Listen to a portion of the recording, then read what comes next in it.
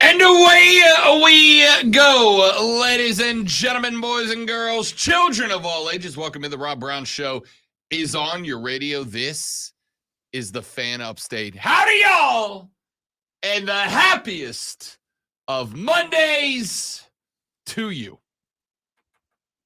I am Rob Brown. Ever so glad to be here for 3 more hours of sports talk entertainment excellence. And it gets its start right now. Of course, I am joined, as always, by the Sultan of Swag, the Wizard of Wave, the Professor of Perfection, the Content Cash Cow, hashtag Dad Kicks, Colonel Grudge, the Alpha and the Omega of the Fan Upstate, and soon-to-be cowboy hat wearer himself, the great Malonzo's here as well. What up, Zoe? Hey, man. Thank you. Thank you. Thank you very much. Thank you. No, really. Thank you. Hey, that's enough. That's enough. That's enough. That's enough. Doing well. I'm doing well. I'm fresh off my first incursion into the boot barn. I just want to say, tell you, hey Rob, the boot barn's got socks. They do. Not just regular socks. They got boot socks. We got cowboy socks. Yes. I didn't buy any boot socks. Did you buy boots? No. Are you going to? I'm going to try to Macklemore it again. I did find some things that would have worked at the secondhand store, but they weren't in my size. But that's only one that I went to. I'm not wearing another man's hat, but I can wear 2 pairs of socks and wear boots that someone else wore. For those of you that don't know what we're talking about, every local show on the Fan Upstate has been named a finalist for the South Carolina Broadcasters Association Sports Talk Radio Show of the Year, both Offsides with Mark Ryan and Diesel and the Rob Brown Show with Rob and Lonzo. And we will be attending coming up in mid-August a little awards banquet where one of the 2 shows will be bringing home a big crystal trophy that says we're the best sports talk show in the state. The other show will, of course, be bringing home the Merit Award for You Were Real Close, Good Job. And the theme of said show this year is a hold down, y'all. Daggum, hold down, Yay! people. Mm-hmm. And, of course, it's it being themed, and Lonzo and I both being extra, as the kids say. We'll be going in full Western regalia yesterday or Saturday. It was Saturday. By the way, there's nothing like dressing up at whatever theme it is, knowing that the TV people are not going to do it, and just smiling at them.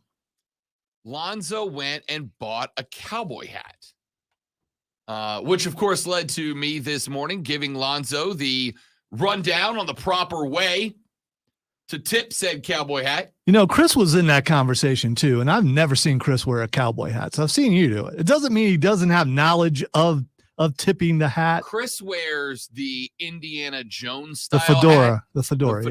Yeah. He used to rock that every day for a couple of years. It turns out, and I didn't know this, there are different styles of fedora, right? Like a fedora is like a Ford, but then there's all the different models. Okay. Yeah. I wasn't aware either. Yeah. So he wears the Indiana Jones style, and the action, the tip of the cap is the same. It's the same with a baseball cap too. It's the tipping of the cap. People need to know you don't actually move the cap on your head, right? Like you just give it a little touch, a little tip, and it will slide but stay in place. If you are, let's say, it's very important to know this. This is us helping you be better people. Is there a method if you are, let's say, the villain cowboy? I mean, does the villain cowboy tip his hat a little bit differently? No. Is there a way to tip your hat sarcastically is what I want to know. No, a villain of a bad guy, which is going to be Lonzo at this event. Yeah, when you meet a female, do you take your hat off and put it on your chest? Well, if you want to go all in on this, a cowboy does not wear his hat indoors. Yeah, well, that's so if not. you want to go all in on this, you take the hat off as soon as you get to the event. We're pretending like we're looking at the sky when we're in there. So yeah, we're not inside. It is going to be weird, man. All right. By the way, Trey, that doesn't go well. I don't know. For the record, Kay, they announced over the weekend that Monday Night Raw would be here the night before Halloween this year. To which Trey is saying we ought to go as the Mega Powers. I wouldn't have a problem with that. Terry and Randall, Terry. I wonder how long it would take for the dye to get out of my beard if I go with the black. But I'd have to go with the blonde too, because we're getting more white than we are any other color right now. So, by the way, speaking of white, I was being judged in the Boot Barn by fellow Caucasians, all of which had short little boy haircuts, and they just kept looking at me and stuff. And it's like all I could think of is, dude, I'm the only one in here who looks like a cowboy. Stop. Short little boy haircuts. Yeah, which is the standard haircut that people think are adult haircuts, but they're not. Are you claiming that your haircut is the only haircut of masculinity? No, but the standard haircut is a little boy haircut. The ones that all people my age supposedly have to have, or they'll be arrested. So far, I've managed to elude the police. But yeah, the 50 and up crowd where they get that short hair and they got to have it, what is it, scaled up on the back? What do you call that? I don't know. Where to take the terms of this kind of shave fade? It's the reverse fade, I think. That's a mullet. No. Anyway, everyone out there knows what I'm talking about. If you have an older person in your life, they feel like they have to have that standard haircut. So, all right. There were people looking at me and smiling. Maybe they knew who I was, or maybe they were just laughing because I'm in there buying a hat. And sometimes, Rob thinks, well, you think everyone's looking at you, but they are, and they should. So absolutely, they're looking at me because I was having a good time. I'm smiling. I'm looking around. I look lost. I'm looking at. It's my first time in the Boot Barn. I'm going to have a good time. All right, as a frequent Boot Barn visitor, I'm a frequent flyer at the Boot Barn, first name basis at the Boot Barn. In fact, for Christmas last year, my future mother-in-law. By the way, good people in there. The people who worked there were really, really nice. Very nice. My future in-laws gave me a gift certificate to the Boot Barn, which is getting spent on this dinner, by the way. Wow. I think I might get myself another cowboy hat. So they have a large assortment. I posted a picture. You probably didn't notice. I want the Doc Holliday hat, the flat round hat. Courtney hates it. You didn't. But I might do it anyway. You didn't notice the picture because I posted a picture Saturday when I was there. I saw it. That's how this came up. So there's two things, which is number one.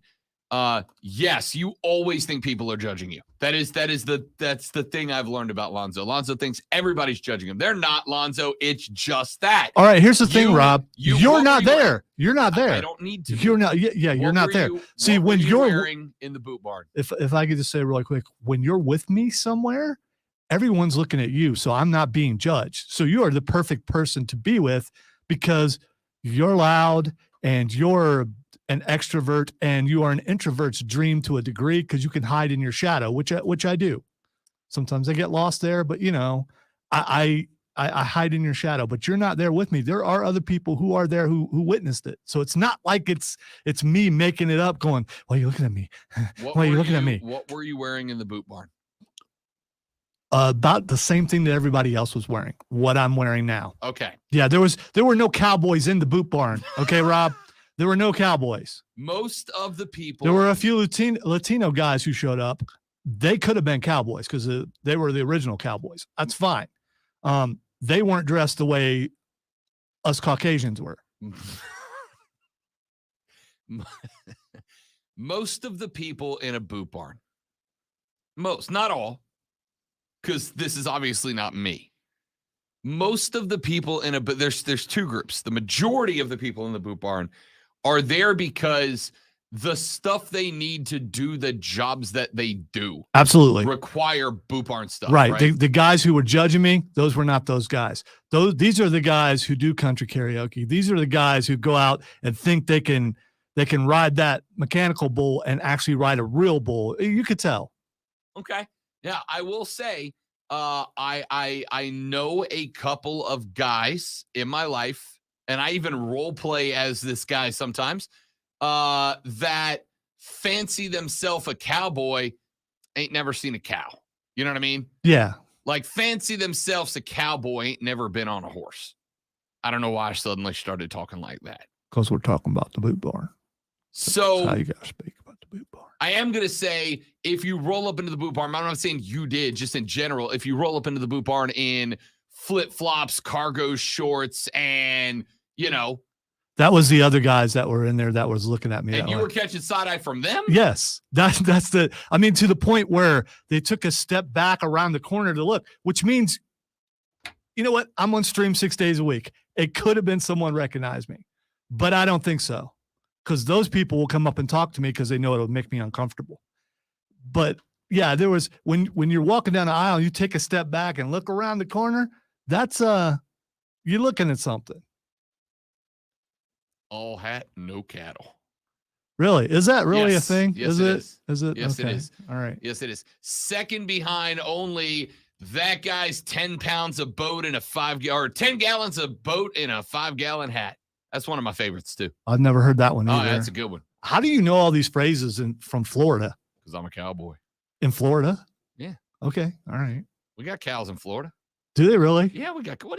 That's a legitimate thing. Do they? Yeah. So there's grasslands in Florida. There are places where you could actually put bovines. Yeah. Okay. Over here. Dude, I'm driving through cow pastures to go home. So I know all about the cows. My man Double D showing up on the stream. Double D, let me tell you guys, commitment.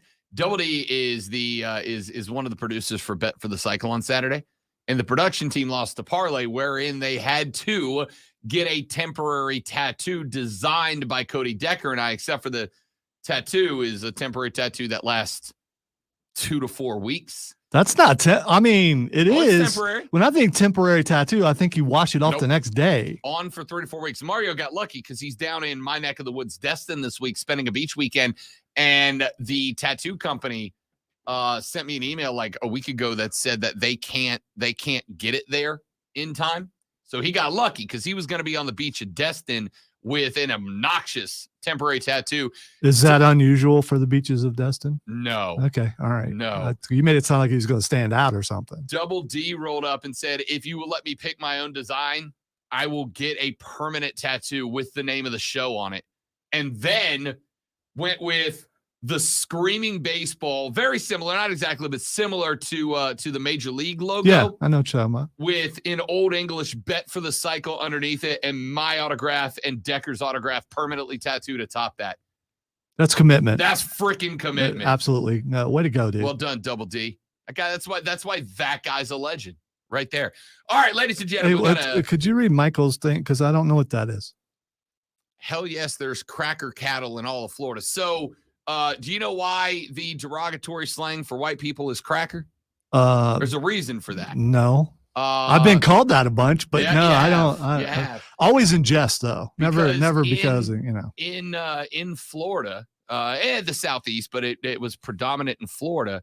Cattle drivers and those who would round up other people when other people were property would crack the whip on them. And they were called whip crackers. Really? Is that where that turned came into from? crackers. Because I always thought, and I think a lot of people think it has to white like a cracker. Yeah, like that has to saltine. do with actual saltines. Yeah. I think that's what it has kind of been adopted into. But no, it used to be the people who cracked whips. They were called crackers. And obviously most of those people were white. That's Okay. where it comes from. Little history class on the Rob Brown Show. You're welcome. All right. Way to bring it down. I know, man. I mean, We were having a good time. We were, and then there's Rob. It is Wow. what it is. It is what it is. Hey, we talked the good, the bad, and the very ugly here on this radio broadcast, ladies and gentlemen. That's All for right. that's for you, Mr. Bring it back up, For Rob. the record, I had already started trying to set up the topics on the show today before you made me read that comment. So, because I didn't know what it was, I and know. you talked about Now you do. how there are actual cattle in Florida, Yeah. and I'm not joking. For some reason, I thought there wouldn't be. Coming up on the radio broadcast today, ladies and gentlemen, we got a lot of stuff to get into, a lot of stuff to talk about on the show today. We have got to get into Major League Baseball. We are officially done with the first half of the season. 50% of the season has been played. The All-Star break is upon us. Our home run derby will take place tonight. We've got the All-Star game as well. We're going to get into that very shortly. But Major League Baseball is trying to grow itself. And I've told you guys in the past that, to me, gimmicks matter. Gimmicks are important. Gimmicks are things that will bring renewed interest to the game, and then you use the gimmick to hook the new fans into the game. Major League Baseball has one that I find very, very interesting. We're going to get into in just a little while. Last night, the United States women's national team concluded their World Cup send-off tour as they got a 2-0 win over Wales. Both goals coming off the foot of Trinity Rodman. That's Dennis's daughter. She nets a pair yesterday. And then we continued the party late into the evening when the U.S. men's national team took on America's Hat Canada in the Gold Cup quarterfinals. What a game, man. What a game. The Americans go up 1-0 with 83 minutes played. Then 3 minutes into the 90-minute stoppage time, Canada draws level.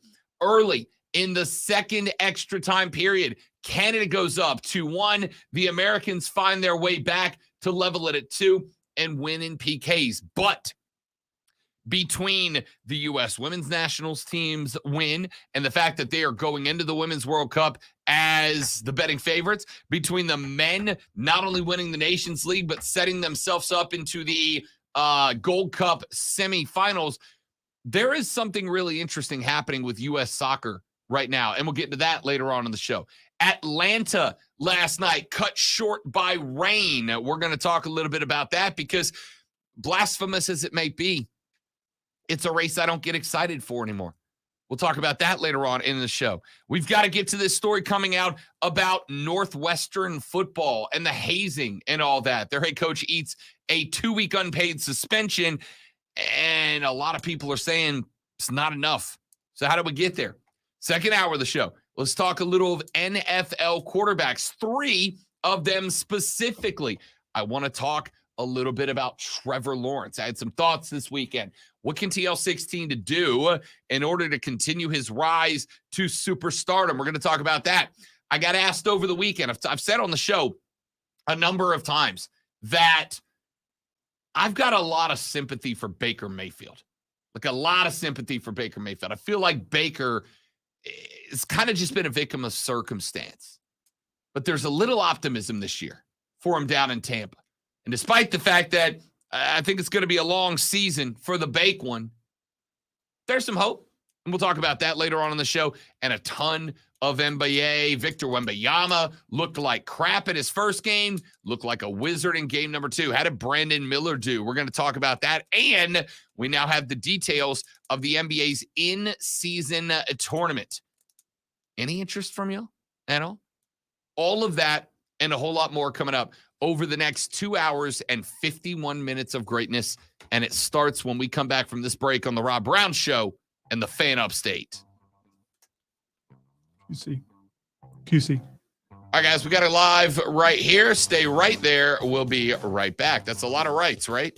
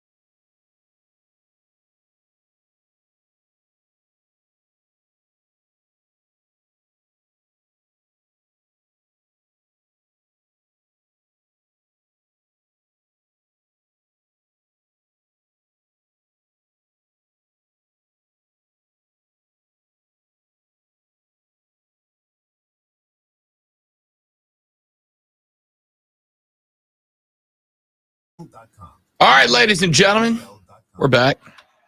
Hello, Yay. everyone in the stream. Yay, stream people. Yay. Stream people.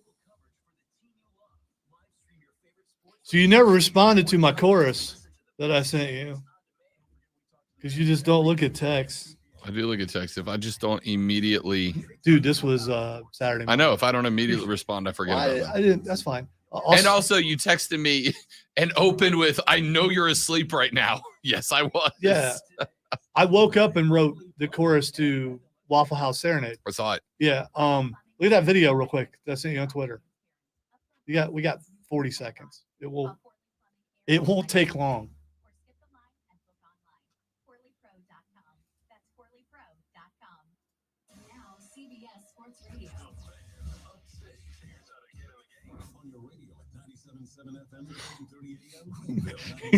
Yeah, it's everywhere.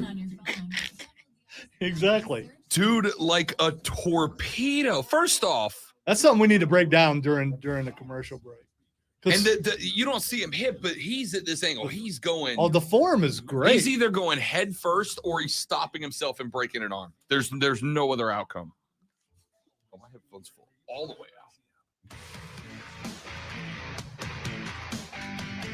Oh, dude, I can't stop watching.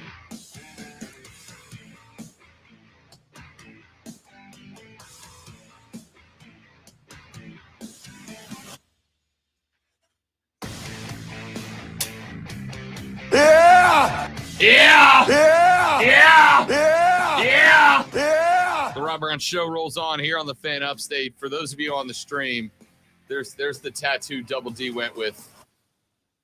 That's aggressive. That's aggressive, and I like it.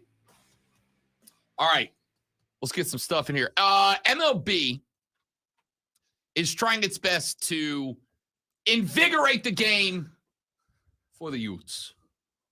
Did you just say Utes in my courtroom? For the Utes.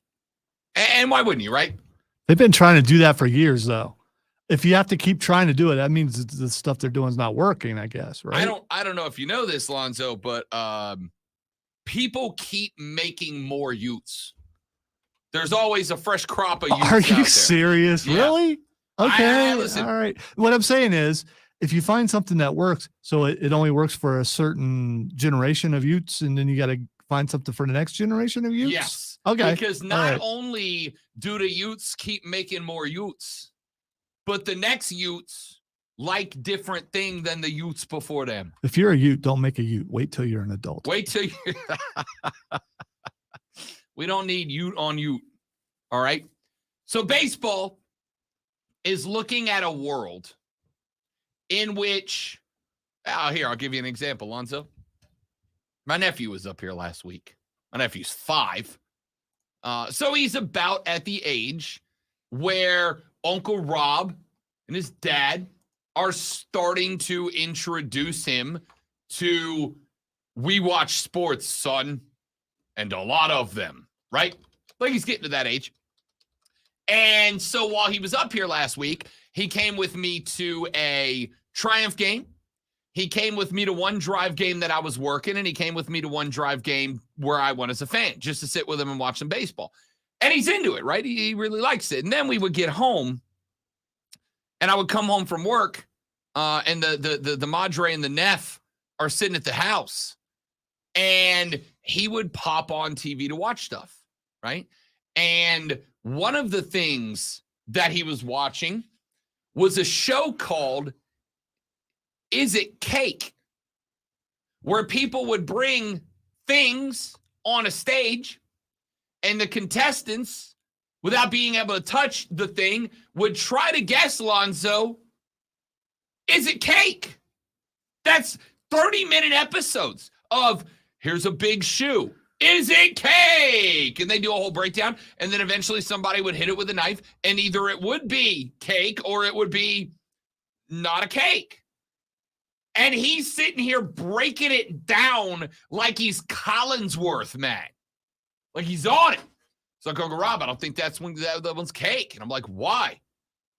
well, this frosting is this way. And if it was a cake, then the shoelace would have to go down, but it's going back up. And you can't make cake go up. It can only go down. If it goes up, it breaks. So I think it's not cake. And he was nailing it. Which means, Lonzo, that he has watched so much Is It Cake that he has got physics of cake down. He's 5. Did the Is It Cake show stump you any where you were wrong on whether it was cake or not? I'm just curious.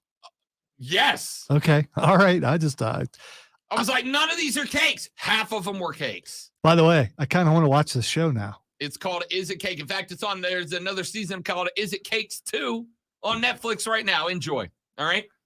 I will also tell you that at one point he was on my mom's phone watching like half-hour videos of other kids opening up toys and playing with them.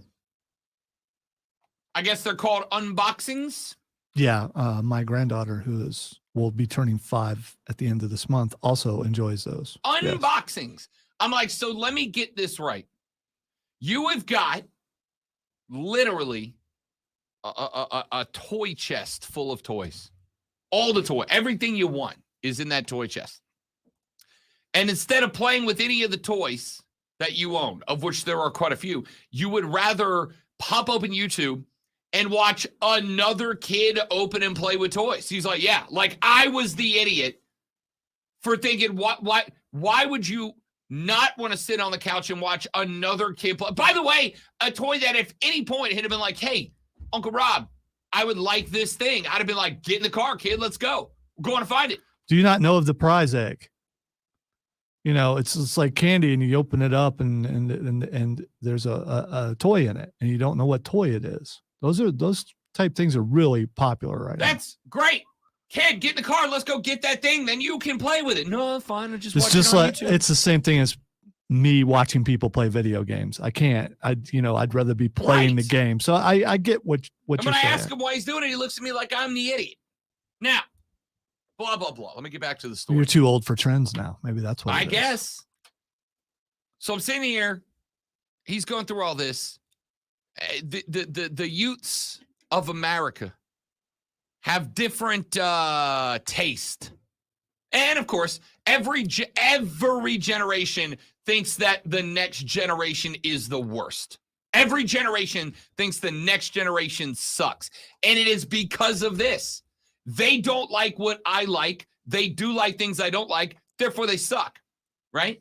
The generation before you were raised with the things that they like, so some of it is impressed upon you. So you're like, the boomers got a lot wrong, but hey, they gave us Zeppelin, right? So like things are okay.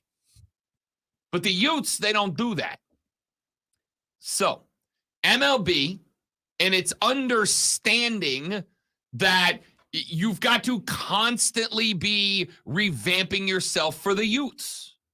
You've got to do something that grabs their attention before they find something else that grabs their attention, right? Why are all these people doing these ridiculous things on YouTube? Because you're getting the attention of the youth. Logan Paul doesn't care if you like him. He cares that your kid likes him, right? That's it. So MLB is going down that path. They're going down that path. They are working towards building a virtual ballpark. A virtual ballpark that is an all-digital venue. Now, they ran a little test run of this during Saturday's MLB All-Star Celebrity Softball game. I have not seen it yet. I was busy on Saturday and Sunday. But the concept here that they are building towards, Lonzo, is an online digital baseball stadium that, just like any other stadium, you would purchase a ticket to, right? You purchase the ticket, you go into the digital venue, and it would offer up to you unique and exclusive camera angles that you could pick to watch the game from. In fact, one of the things I saw baseball is working on is creating a camera angle from the perspective of the first and the third base coach. Now, I don't know if they're going to stick a body cam on them or do one of those like Ray-Bans with the camera built in so you're seeing their perspective or what. But a camera on the first and third base coaching position so you can watch the game from there. A camera from behind home plate, a camera from the outfield. And the thought is you'd be able to watch the game from whatever camera angle you want to watch the game from. But they're also throwing other stuff into this virtual stadium. The virtual venue, according to Yahoo Sports, will include trivia, mini games, a scavenger hunt, and visitors, which right now will be limited to 15,000 per stadium, which is a pretty average baseball. It's pretty good average baseball attendance. 15,000 can get in. It comes with a commemorative digital ticket. And they've got all these other activities. So to some degree, it's like going to a baseball game from the comfort of literally your own couch. Okay, why didn't they come up with this during COVID when it would have made sense? And my other question is, so you buy a seat, you think you've exclusively bought a seat. How do you know 30, 40, 50, 60, 700 people didn't buy that same exact seat? Well, that's the thing. It wouldn't matter, right? Because it's not like a real stadium where if I go there and some dude's in my seat, I got to go through the awkward thing of, okay, do I want to just find a different seat? Do I want to ask him to move? Oh, the guy looks real mean. You know, this is awkward. Hey, all right, let's just move up a couple. All right, what do you say? Here's why I'm saying that. So they can tout having this many camera angles and everything, but they don't actually have to prove it. They can have like a different angle from each part of the stadium, and that's it. I mean, how can you prove that, oh, I'm in seat whatever, and this is the angle I'm getting? Well, so the concept of virtual stadium is not like you walk into the virtual stadium, you walk up the virtual stairs, you go to the virtual row, you slide over in your virtual seat. The virtual stadium is, it gives you the opportunity to watch the game from anywhere within the virtual stadium, but it's more about the experience built around the game. So you're not stuck with the view from your seat. Correct. All right. Correct. So Okay. You buy the ticket, you're in. Now you can pick which camera you want to watch the game, but you can also walk out to the virtual concourse where there are activities. I'm going to tell you the next shot. This is eventually going to happen. They're eventually going to put a virtual sports book in there, right? So you can go to the game, walk up to the virtual sports book. Maybe that's what this is all about. I mean, they have not announced that yet, right? I think right now, it's interesting. Now, I think they're keeping some of these games at 15,000 probably because of limitations on the hardware, right? Your servers can only process so much information. They're going to be carrying, I assume, 7, 8, 9, 10, 12 different camera angles. My bet is there's going to be an option for you to listen to play-by-play or not, but to listen to play-by-play if you want to.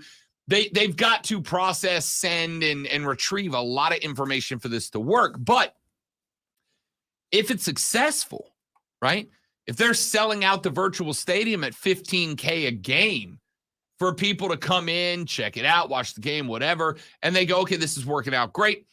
Let's bump up the servers a little bit, right? Let's bump up the servers. Now we can do 100,000 a game. Well, if they're selling 100,000 virtual tickets to go to a game, and I'll tell you right now, for instance, and by the way, the stadium is not going to be like a replica of, at least not that I'm aware of out of the gate. It's not like every stadium is going to be replicated in the virtual world. It's going to be like a default outside stadium. But then you walk in, and basically when you walk into the virtual stadium, you'll get the game that you're watching. Except for nostalgia reasons, and if it was, hey, I've never been to that stadium, now I can do it virtually. You can do that on MLB The Show. I don't get why I would want to do this. As a baseball fan, this excites you Greatly. Wouldn't you rather just be at a live game?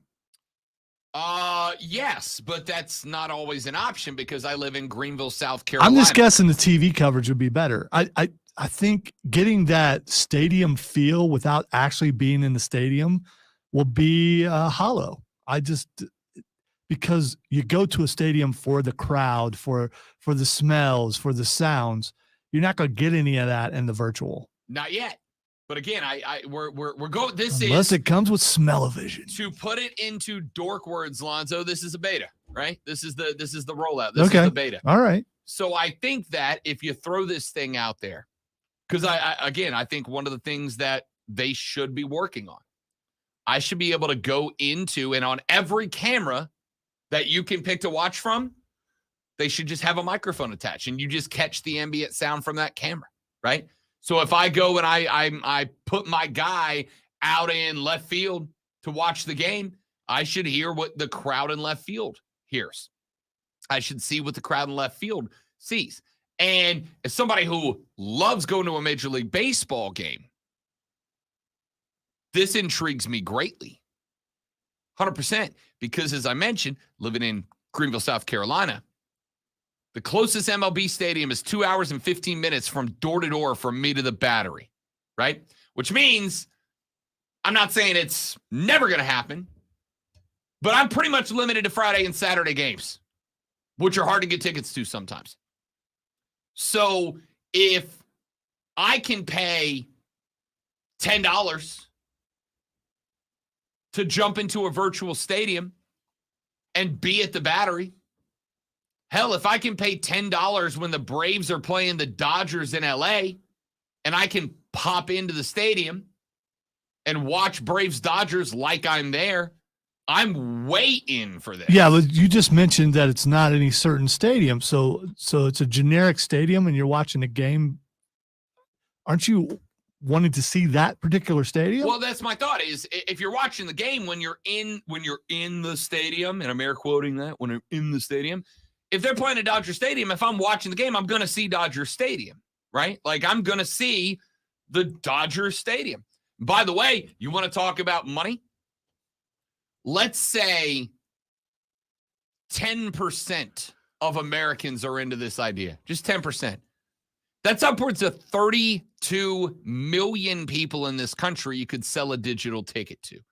In fact, the only reason I don't think that this works out, right, is I think it would actually harm actual ticket sales, right? Because if I live in Atlanta and the Braves Stadium's 30 minutes from me with traffic, and a ticket to a Braves game on a weeknight costs $30 or whatever it is, then I sit at the house, I pay my $10 to watch it virtually.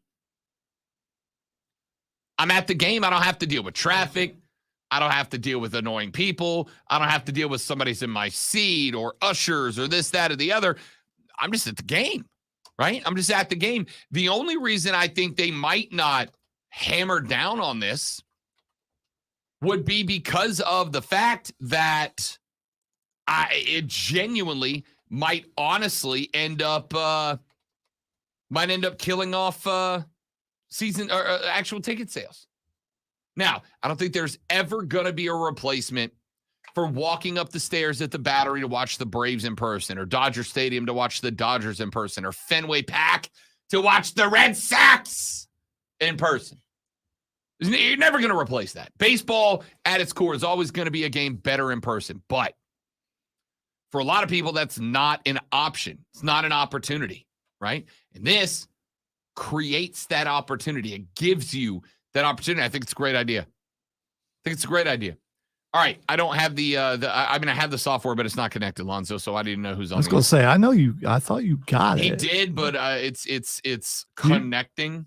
Is it? Okay. Yeah. All right. Well, we have Chris wants to talk about the virtual. Chris, welcome in, big dog. Good to have you. What's up, gentlemen? Great to hear from you this morning. Hope you had a wonderful weekend. Yes, indeed. As we get things going here with this idea for Major League Baseball, obviously it's all about the almighty dollar. We all know that, but it's about a very specific dollar that is being pursued here. And that very specific dollar is the young dollars, obviously, that Major League Baseball has struggled in trying to land for, quite frankly, decades now. And when we take a look at something like this, I will say, as somebody who is in his early 40s, that the idea of going to a game is becoming less and less appealing as the years go on. And let me help explain why.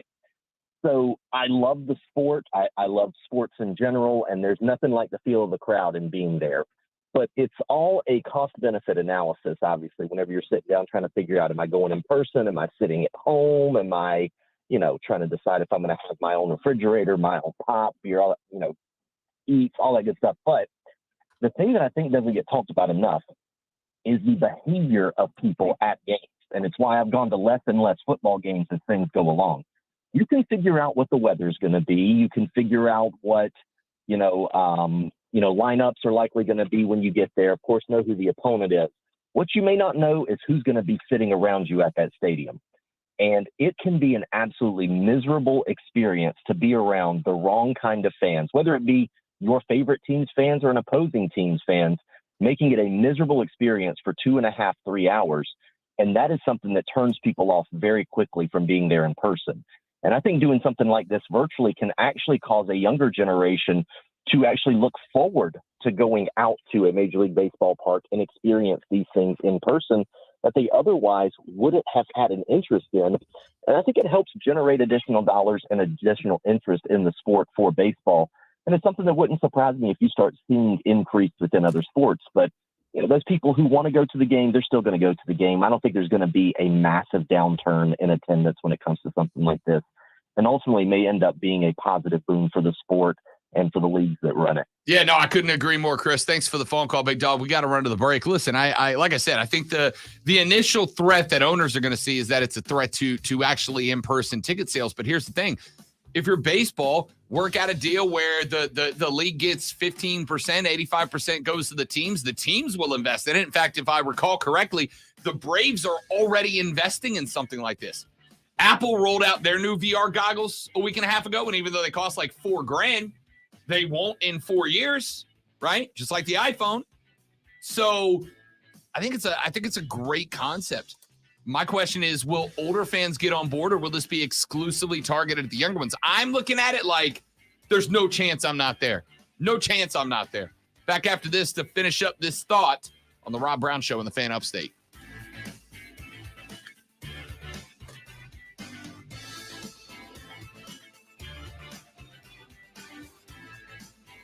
So my thought on that, Keegan, would be that you make this VR exclusive, right?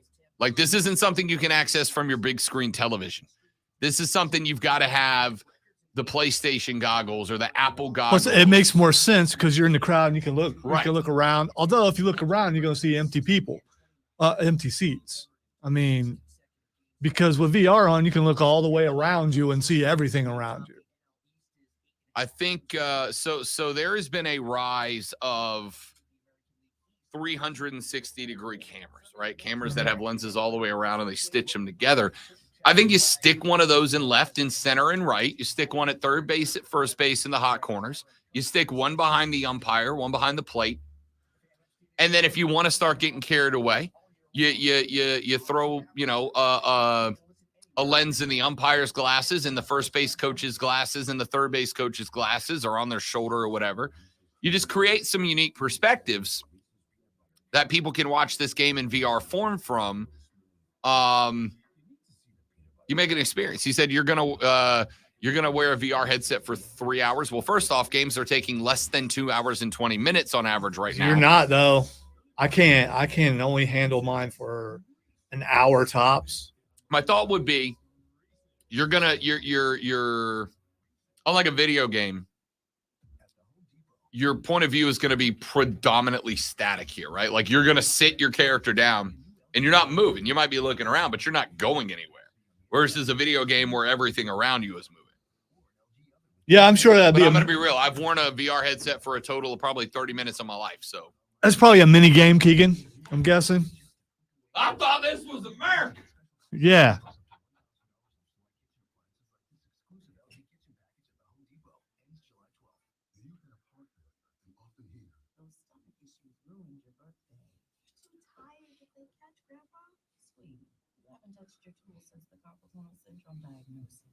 I'm sure the newer versions of VR, the headsets aren't as heavy. I got one for PS4.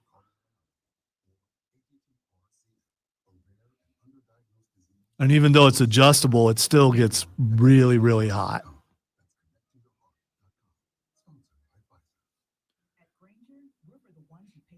No way he makes it back in time. Because you know the tiniest thing can make the biggest difference when it comes to keeping business moving. We get it. We're the same way, offering access to product experts to help you quickly and easily find what you need. So whatever And I'm wrong. you know you're always getting professional grade products. Call Grainger.com. I sent you something on Twitter. Do what? I sent you something on Twitter.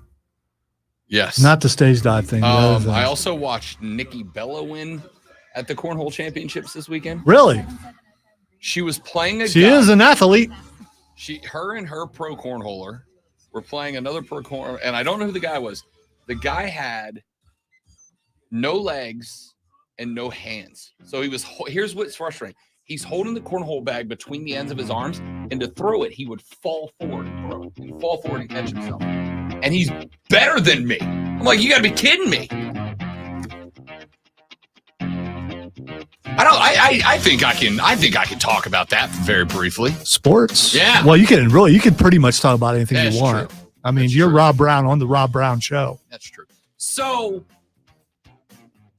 this weekend on Friday night, I went up to the local watering hole with a couple of boys from the Swamp Rabbits, right? And they had the place where I'll give it to you. It's Hall of Fame. I'm a big Hall of Fame guy. Yeah, 50 TVs in there, right? So we were watching the Braves Rays on one. We're going to talk about that series later on in the show. And on the TV next to it was the Johnsonville Cornhole Championships. And I guess they're doing like a pro-am event right now, right? Because there's a pro cornholer playing with an amateur.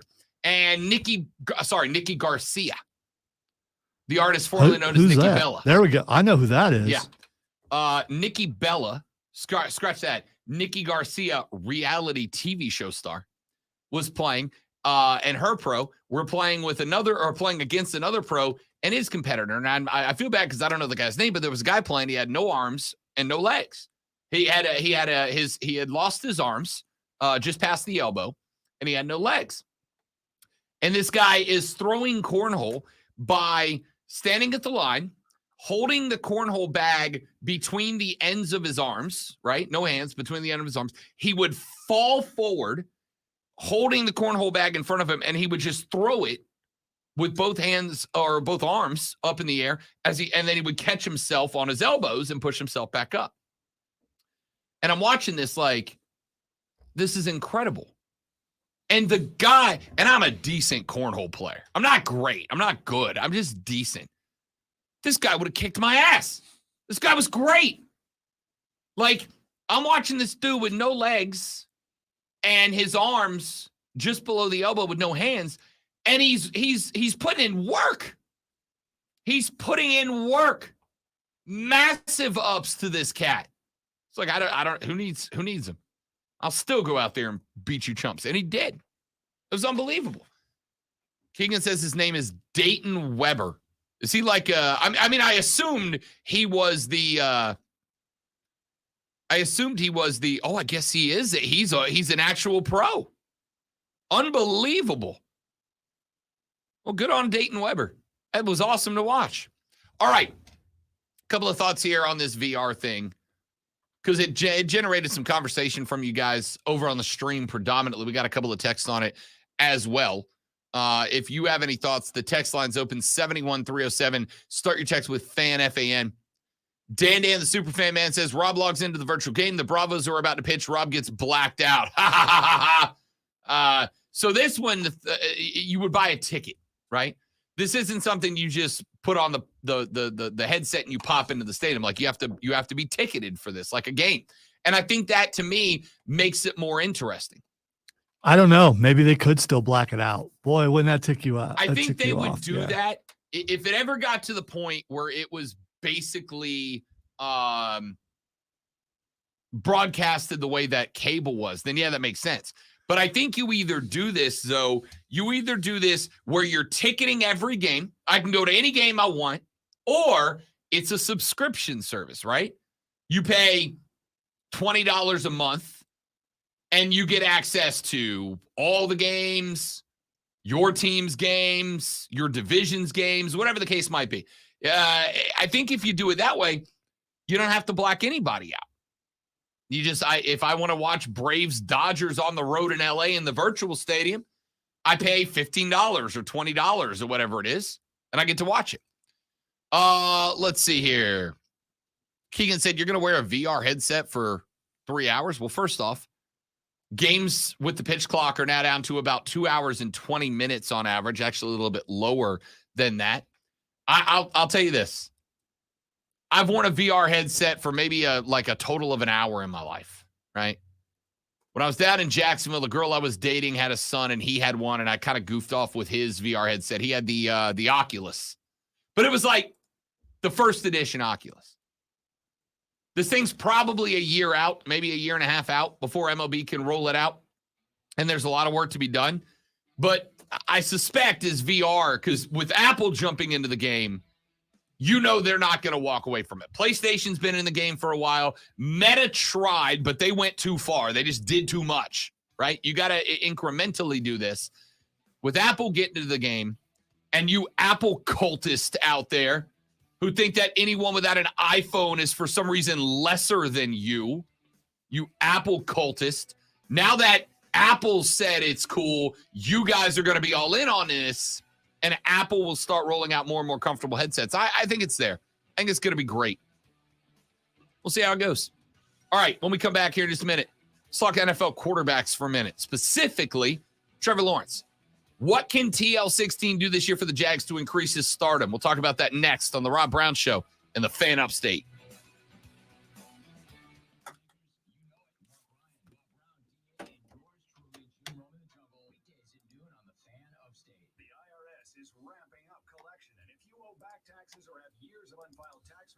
Listen carefully. Before it's too late, check your eligibility for the Fresh Start program still offered by the IRS to reduce or even eliminate your tax problems. Call our special hotline number now and find out in minutes if you qualify. Shame said Apple's better than you, and you know it. It's not, man. I'm telling you. I made the switch to the Google Pixel about 5-6 years ago. Never looked back. Because he wanted to be unique and be like the only one that he knows that has one. Because it's a better phone. What makes it better, Rob? Processing speed, better camera, better connection, faster computer, faster processor. None of that matters if you don't answer text. I'm just saying.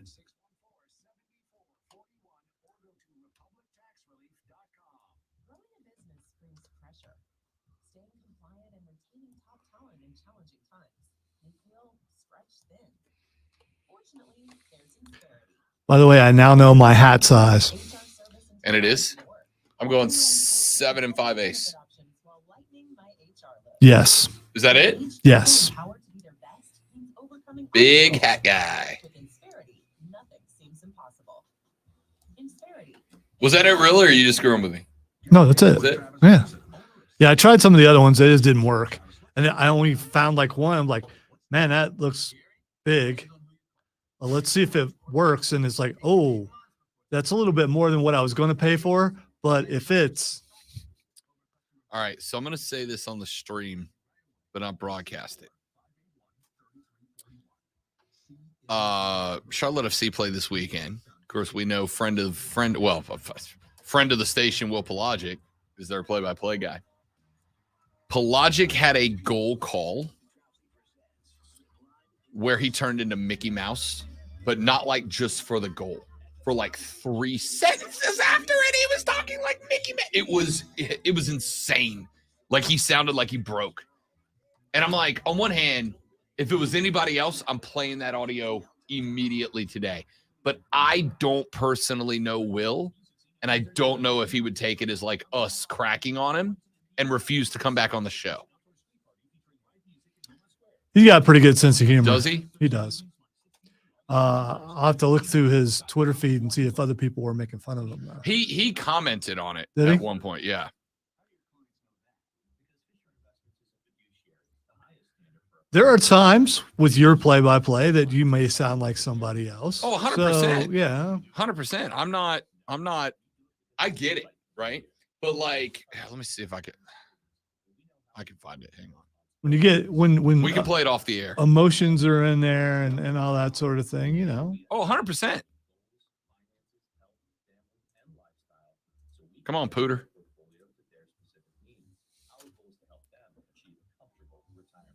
Sounds like a big responsibility.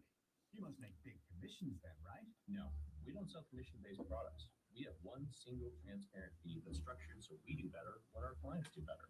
Visit FisherInvestments.com to find out why investors like you are switching to us. Fisher Investments, clearly different money management. All right, throw this computer in queue real quick. Vargas in the area, still within on the right side, stepping over, sending it back for Lindsay. Lindsay's in the back of the area for Swiderski. One touch, he scores! Another one for Swiderski! And that one was more impressive than the first! It doesn't come back down. He did it on purpose. No, he didn't. He did it on purpose. Golden touch. Another one for Swiderski! He did it on, That one was more he's doing it on purpose. No, Gary- not on a nationally broadcast professional top tier league. These aren't opportunities that you screw with. So can we roll this? Do you think Will would take it in stride? I could text him here in a second and ask him if he I'm just going to do if he it. did Mickey Mouse on a dare. So you wouldn't No. do it on a dare. No, You would not if I did it on Burns, like May, and I wouldn't even do it for Oh no, Burns no, they're because you paying me to yeah, do yeah, that, yeah. right? If I was doing it on like a celebrity soccer pro-am charity event, sure. I think he did it on purpose. But you don't go MLS play-by-play guy and go, I'm gonna go Mickey Mouse for 30 seconds on a dare. Gable's in the first break.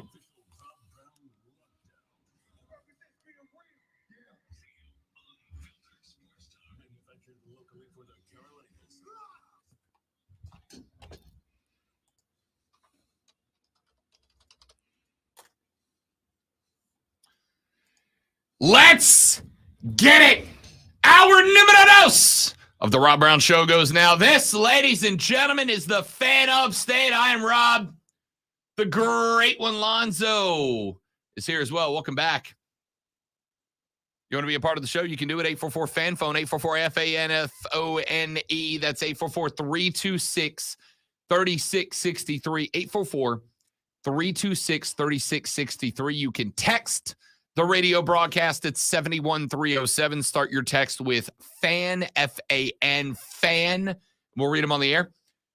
Tweet or thread me at the Rob Brown Show. I've done nothing on threads.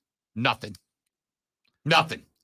I just want to point out before you do the thing that you're going to do, do you know where they were? They were in Cincinnati, right? You talking about the call we're about to play? Okay, because I'm seeing a thing from 19 hours ago when they were at the Magic Kingdom, which would make sense, would it not? There's no way. All right, let's give you this. If you were there, you wouldn't do that. No, I would not, but I'm not saying nobody else would. Here's what we're doing. All right, here's what we're talking about. This is, and by the way, I think this game may have actually been up in Charlotte. By the way, 20 hours ago, he tweeted out strolling into Sunday like, and it's Mickey Mouse walking because down the road. Yeah, because he's taking the hits. All right, so Will Pelagic, you guys know Will. Will was here many moons ago. We've had Will Pelagic on this show a number of times to talk Charlotte FC football. He is the voice of Charlotte FC. Will was calling a game against Cincinnati with Charlotte FC. I mean, throwing everybody at Cincinnati, just getting after Cincinnati. And this was up in Charlotte, by the way. So this is a home game for the Crown, man. Home game for the Crown. And Will Pelagic on the call. Well, you know what? I don't even need to set it up. At this point, Charlotte's up 1-0. At this point, Charlotte is trying to double the lead. At this point, Charlotte is trying to get themselves into a position of dominance. They do so, and this is Will Pelagic, former fan upstater turned the voice of Charlotte FC. Will Pelagic sounds like this. Vargas in the area, still with it on the right side, stepping over, sending it back for Lindsay. Lindsay sends it back into the area for Swiderski. One touch, he scores! Another one for Swiderski! And that one was more impressive than the first! Now, as a play-by-play aficionado myself, not What a good one. What if it was a radio bet?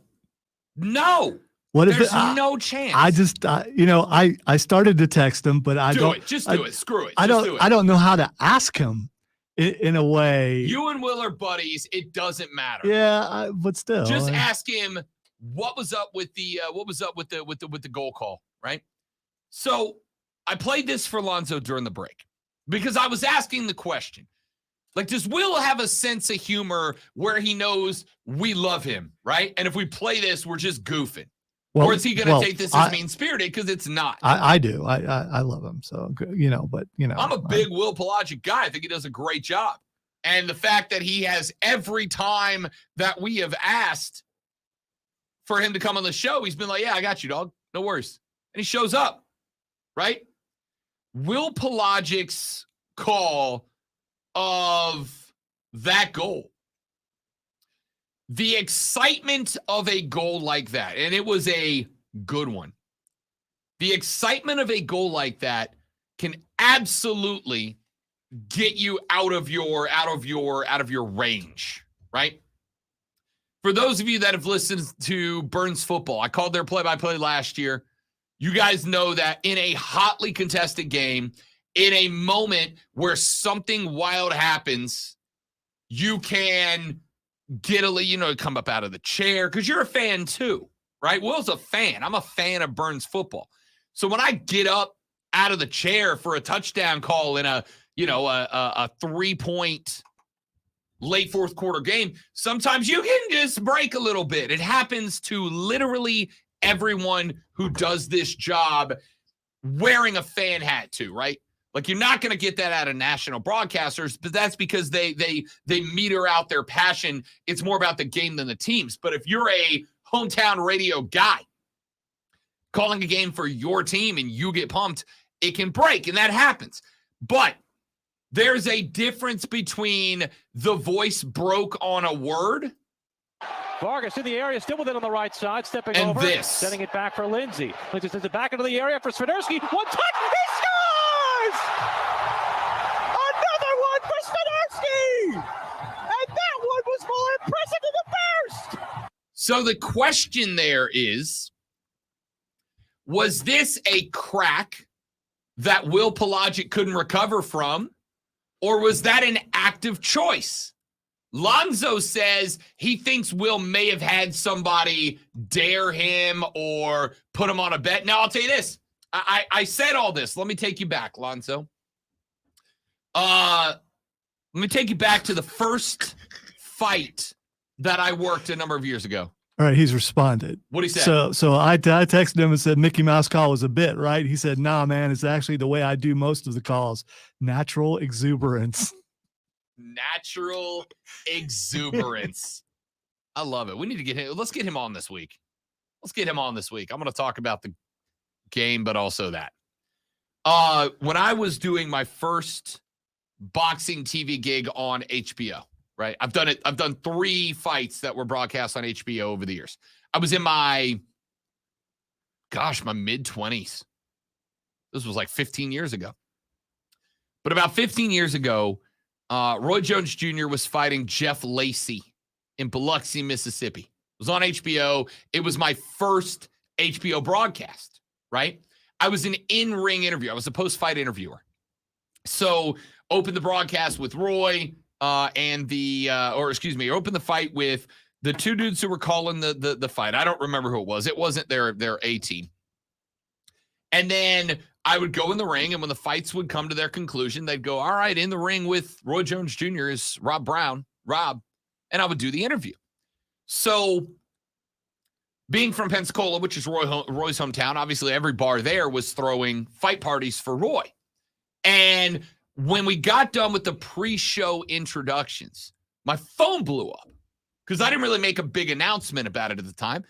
But my phone blew up like, holy crap, dude, I just saw you on HBO. That's insane, right? So I had and this is why I'm gonna have just a bit of holdback, right? I got a text from a friend of mine from high school who happened to be a wonderfully attractive young lady that I thought, this is my in, right? This is my in. Chicks dig it when you're on TV and on the radio. Trust me, I've done the research.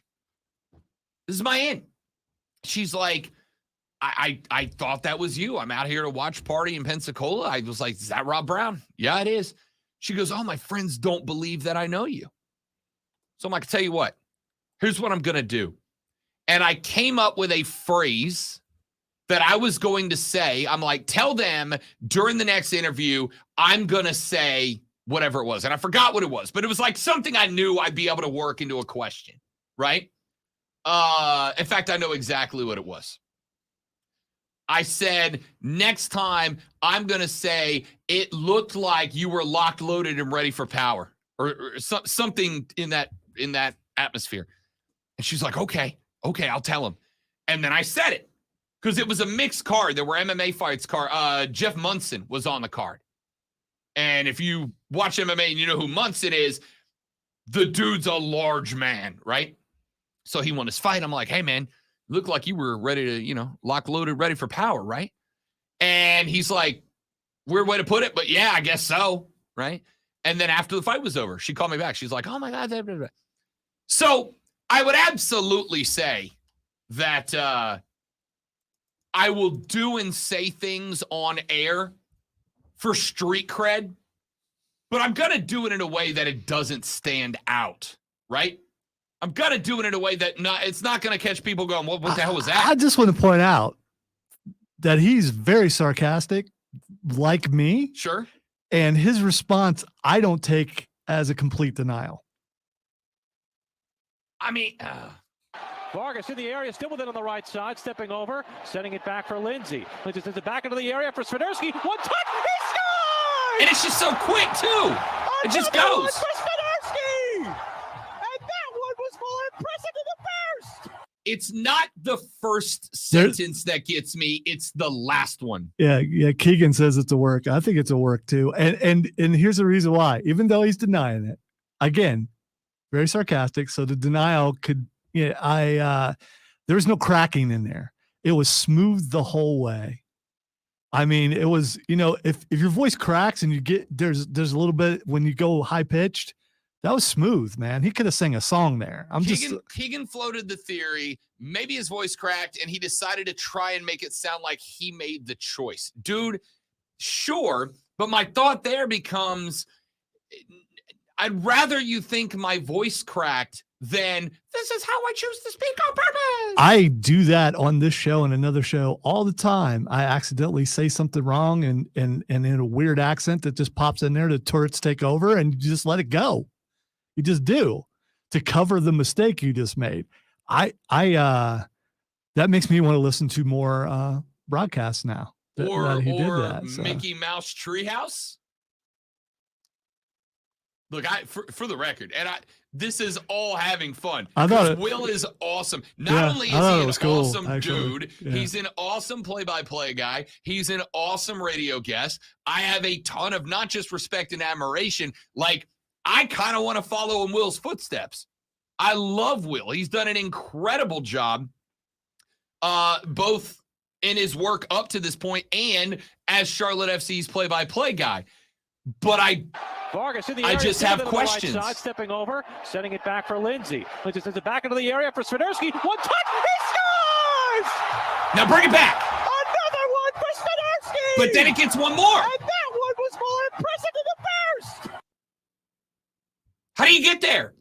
The crack I get, I'm a play-by-play guy. A voice crack happens to everybody that's not a nationally broadcasted play-by-play guy who does not have skin in the game, right? When Herbie's calling a game, he doesn't have skin in who wins. He has skin in it being a great game. But if you're calling for a team, if you are the voice of blank, you've got skin in the game, right? Burns, I got skin in the game. Not only do I want them to go deep into the playoffs, because selfishly, I absolutely want to call a state championship football game one day, but I also want them to go deep in the game because the more games I work, the more I get paid, the more people are listening to Burns football because they're carrying the banner in the upstate, the more I get. You see what I'm saying? Like, I'm honest with you guys, but even with skin in the game, like once you get here, then you pass that off and then you drop it. All right. down. All right. Shout out to my friend Will, because not only did he hit it and stick with it, he went up an octave at the end. When you didn't, he did. When you didn't think that he had more, he went up an octave and stayed smooth. You know, as a singer, as a person who talks, whatever, it's hard to do that and keep it smooth. And it was smooth the whole way. He hit that next octave. So if you are looking for a tenor in your barbershop quartet, I think Keegan might be right? I think maybe the voice cracked. He got up to here, and then he's like, I'm doing it on purpose. right? That's got to be it. Right. That's what I'm saying. That's why I'm saying you've done it. I've done Like, it. I don't Just think about every radio person that I know has messed up and went with it to try to cover their Sure. mistake. Well, I guess what I'm saying is I don't think he was texting with a buddy and the buddy's like, yo, I'll give you $100 to do a Mickey Mouse impersonation. I don't know. I've heard the morning show from that station, and Mac and T-Bone. yeah. You don't think I love that one of those guys would dare him to do that? I mean, yeah. I but, mean, like, you know, you're broadcasting nationally for a professional sporting team. Like, it's one thing. why does I that? bet you won't Why say. does that change anything? I mean, you've heard Lonzo. people goof off Lonzo. on national broadcasts. McAfee's on a national broadcast Right. on Because he on is game day on- morning. He is Or at, not first morning. off, game day is Game day. That's what game day is. Right. That's the premise, right? You know this as well as anybody. You're starting to If be a today- stick in the mud, dude. No, I I'm mean, not. that's I'm a okay. realist. All right. If today I quit, all right, I'm not. But if today I quit and you guys posted that this job was available, how many demos and reels are you catching in the next week? About 1,000, right? About 1,000. Now I want you to think about that. This is a 9 to noon spot in two major cities and some communities outside of it, versus the one play-by-play position available in a major American city for a professional league. The competition it's not cutthroat at that level. It's cut All It's right. cut everything. So you're trying to put it to a point where his job would be in jeopardy if he did it on purpose. So okay, it was an accident. He went up and he decided to stick with it just because he was there to cover the fact that he went up that high. I that's probably what happened. I thought it was great. I thought it was great. It was something. And even if I didn't know him, I still would think it was great. Mr. Bell. See, I think there's jealousy there because you can't hit that octave. I don't think. Oh well, without losing your voice for an entire weekend. Vargas in the area, still with it on the right side, stepping over, sending it back for Lindsey. Lindsey sends it back into the area for Swiderski. One touch. Octave he one. scores! Octave 2. Another one for Swiderski. And then let's take it one more. And that one was more impressive than the first. It's so good, Will. It's so damn good. I love it. Because I've convinced myself Keegan's right. The voice cracked, and then he's like, screw it. Screw it. This was an artistic, stylistic choice. I'm hanging out right here. I'm hanging out in the love child of Mickey and Mr. Bill octave. That's where I'm doing this call. I live here now. Oh. Yeah, how many people out there actually know who Mr. Bill is? At least Mr. Mickey Mouse, that works. I mean, Mr. Bill was what, 70s Saturday Night Live? How do you even know who that is? We gotta take a break. When we come back. All right, I'm not doing that. Will's the best. UNC Chris says, I like Elmo calling the game. It brings laughter to soccer. Texas said, I'm crying laughing. Texas said, that guy sounded as excited as I was on my wedding night. Keegan said, at least we didn't have to scramble to find the volume to turn it down like whenever I watch a Liberty game. By the way, he's tweeting right now about The Athletic talking about it. Everybody's getting it. So everybody's in on it. Listen, for if nothing else, sometimes you stumble into something on the air that elevates you to the next level that you had no idea was going to happen, right? Ours was bacon and Duke mayo. Took us to the next level. This is Will's moment. Everybody's going to tune into the next Charlotte FC broadcast to hear Will Pelagic. Oh, that dude's the best, man. The best. Let's take a break. We're back after this. We'll actually do that Trevor Lawrence conversation. This was too important. It's the Rob Brown Show in the Fan Upstate. All right, guys, we got a live read here. Stay right there. We'll be right back.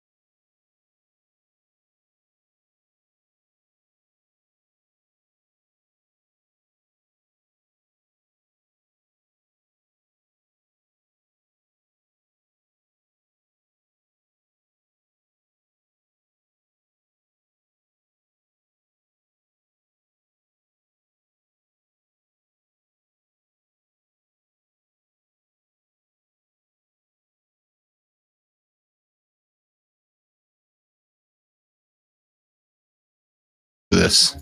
That might be why most of our I just found something very interesting. Switch to us. Fisher Investment. Clearly, different money. Anything about this picture stand out to you?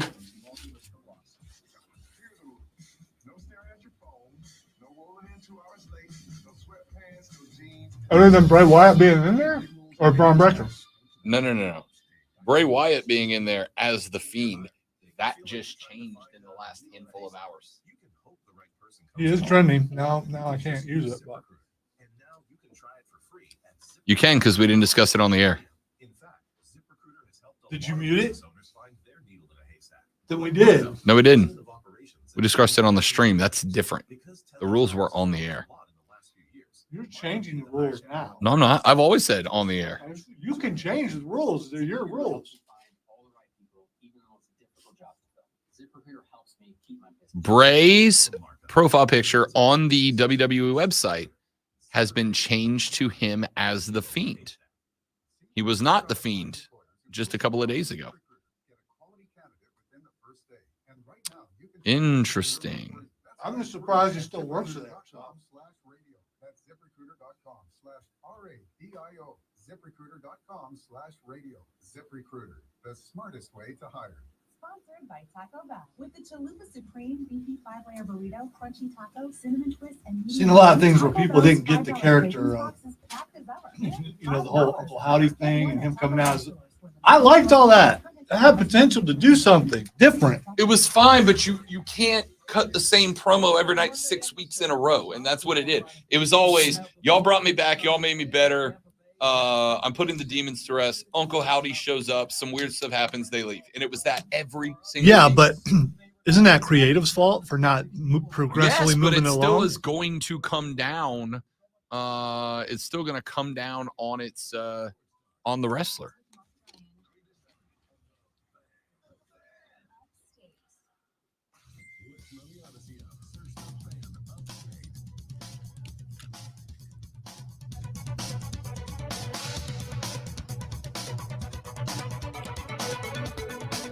Don't talk about it. I just slipped this one in there.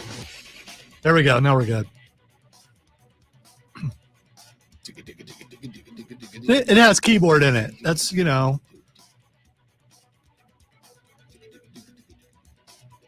I just really like it. It's got high energy. Not mad about it. The Rob Brown Show rolls on. It is the Fan Upstate, ladies and gentlemen. Let us take just a bit of a look at the National Football League, specifically quarterbacks, specifically Jacksonville quarterbacks, specifically a young man who goes by the name of Trevor Lawrence, TL16, down there in the butthole of America, Jacksonville, Florida, the worst place. TL16 last year kind of broke out a little bit. Took a little while to get going. But once he did, all of a sudden, ladies and gentlemen, the Jacksonville Jaguars found themselves as a competitive football team. And they did it, keep in mind, largely without Travis Etienne. Now, there was a lot of question marks, a lot of thoughts that Etienne was going to end up being the reason TL16 was successful. He did it without him. Trevor Lawrence is pointed in the right direction. And let's start, before we jump into this conversation, with this.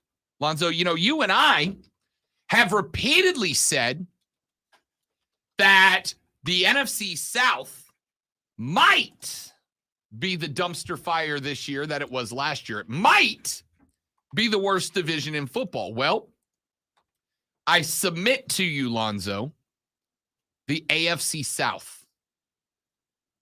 The Jacksonville Jaguars are favored to win the AFC South. And they are favored to win at a number of minus 175. That means you've got to bet $175 to win 100. That's a big time. If this was a boxing match, this would be a massive favorite, right? To put that into perspective, the AFC North, the Cincinnati Bengals are favored to win that division. They are plus 145. The Eagles, Most people suspect the Eagles are one of the two NFC favorites to get back to the Super Bowl this year. They and the 49ers. The Eagles are favorites to win the NFC East at minus 130.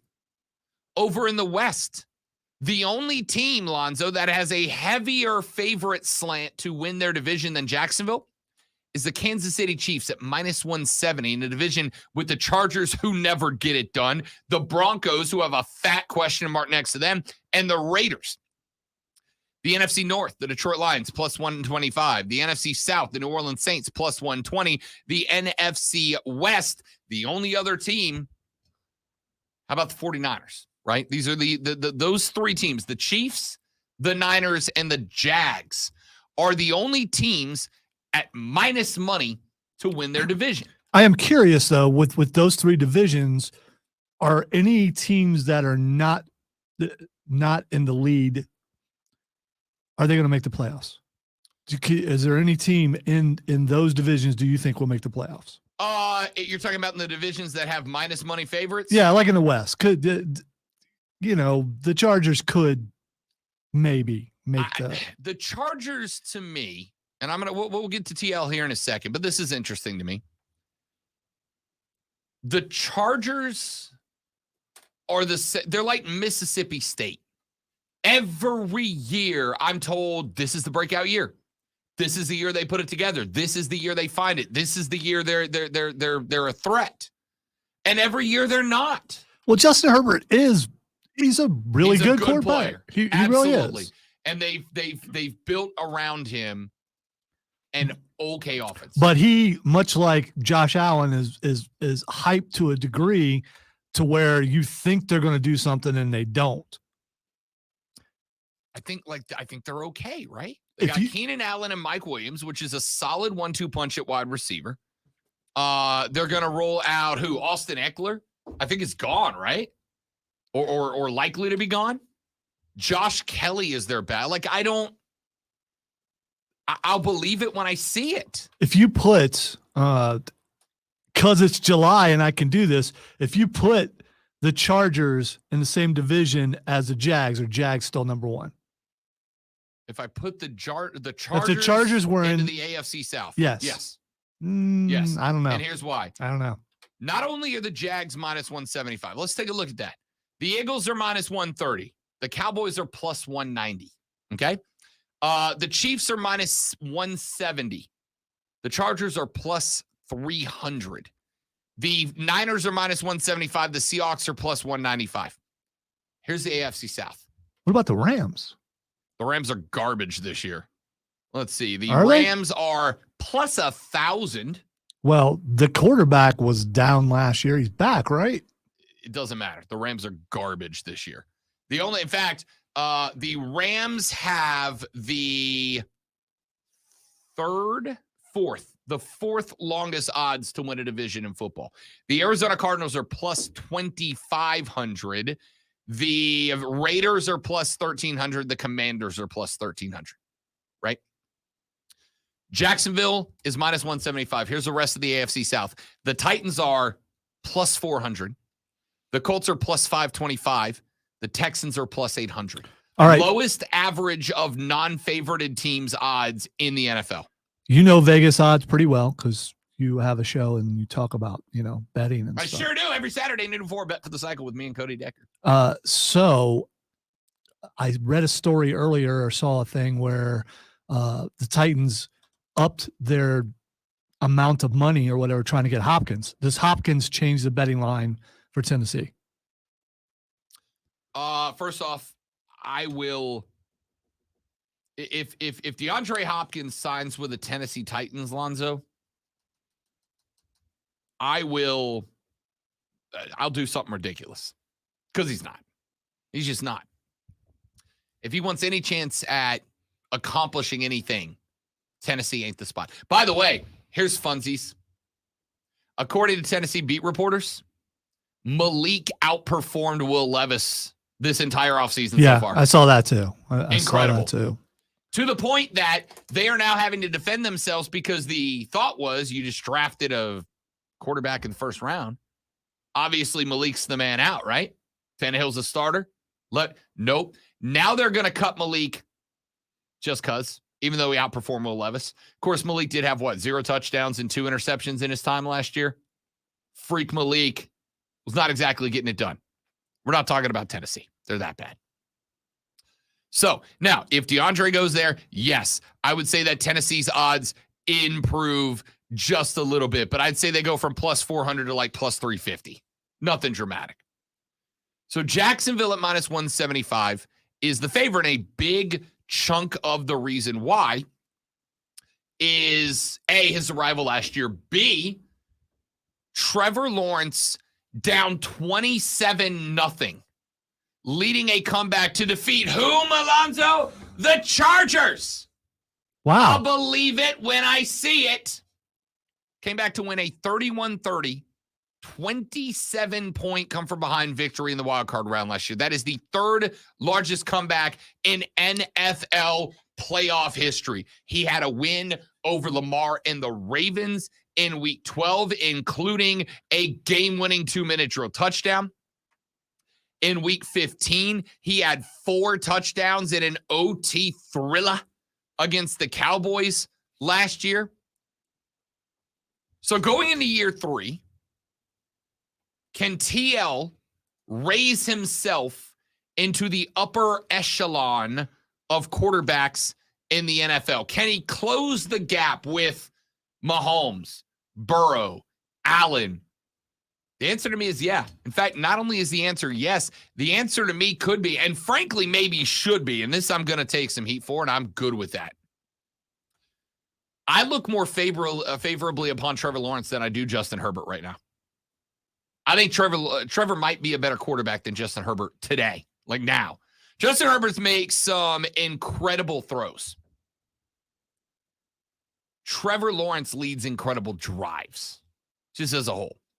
And let's keep in mind, can anybody, I'm sure a couple of you can, especially you Clemson Jaguar fans. Lonzo, top of your brain. I'm not asking this as a trap. I'm asking this as a genuine question. Can you remember who Jacksonville's best receiver was last year? Dude, I don't care that I don't know. Okay, that's the thing. I don't know. Christian Kirk. I heard of him before. Yeah, mainly when they traded for Christian Kirk, and we all went, what?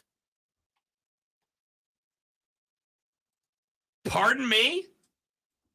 That's the guy you're giving to your second-year stud is Christian Kirk. Now, what? Yeah, that was the response. Now, I do want to keep in mind that Zay Jones is a very good 3. And guess what happens in the offense this year? You'll also remember that the Jags took a risk, and they signed Calvin Ridley, who was a really good player for the Falcons, had some issues, ended up leaving, got suspended due to gambling on the team while he was injured and out in the ATL. They let him go. He ends up in Jacksonville. They eat the suspension to bring him back. This year, they're going to have Christian Kirk, Calvin Ridley, and Zay Jones as their top 3 wide receivers. It's not a bad unit. It's probably checking in around the top 12, but it's not a bad unit that TL gets to work with this year. Well, Lawrence had the luxury of having some pretty good receivers when he was in Clemson. Sure he did. So, I mean, it's definitely a downgrade, but he took them to the playoffs last year. Relative to the rest of the teams that Clemson played versus the relative to the rest of the teams the Jags played, Trevor Lawrence did a lot with less last year than when he did a lot with a lot during his time in Clemson, for sure. There is one thing that I need out of TL, and I think everybody else will start saying what I'm saying now. I'd take Trevor Lawrence over Justin Herbert, and I'd do it today to build my franchise going forward. The only thing he lacked last year was red zone production, right? That's it. There were a couple of spots where decision-making was questionable. Second-year guy with Christian Kirk is his number 1 wide receiver. He's going to make mistakes. This year, he's got Calvin Ridley to bail him out of those. between the 20s, Trevor Lawrence was really, really good. In the red zone, 64% of his throws completed from week 1 through week 8. He had a red zone passer rating of 75 or worse 4 times, and he had 10 touchdowns, but 6 interceptions just in the red zone during that stretch. If they can figure that out, if between Doug Peterson and Press Taylor, they can figure that out, and they give him Calvin Ridley, who is a red zone weapon, TL16 could be a stud at this point. I would say Trevor Lawrence is probably in the 3rd tier of quarterbacks this year. I think the 1st tier of quarterbacks right now is obviously Patrick Mahomes.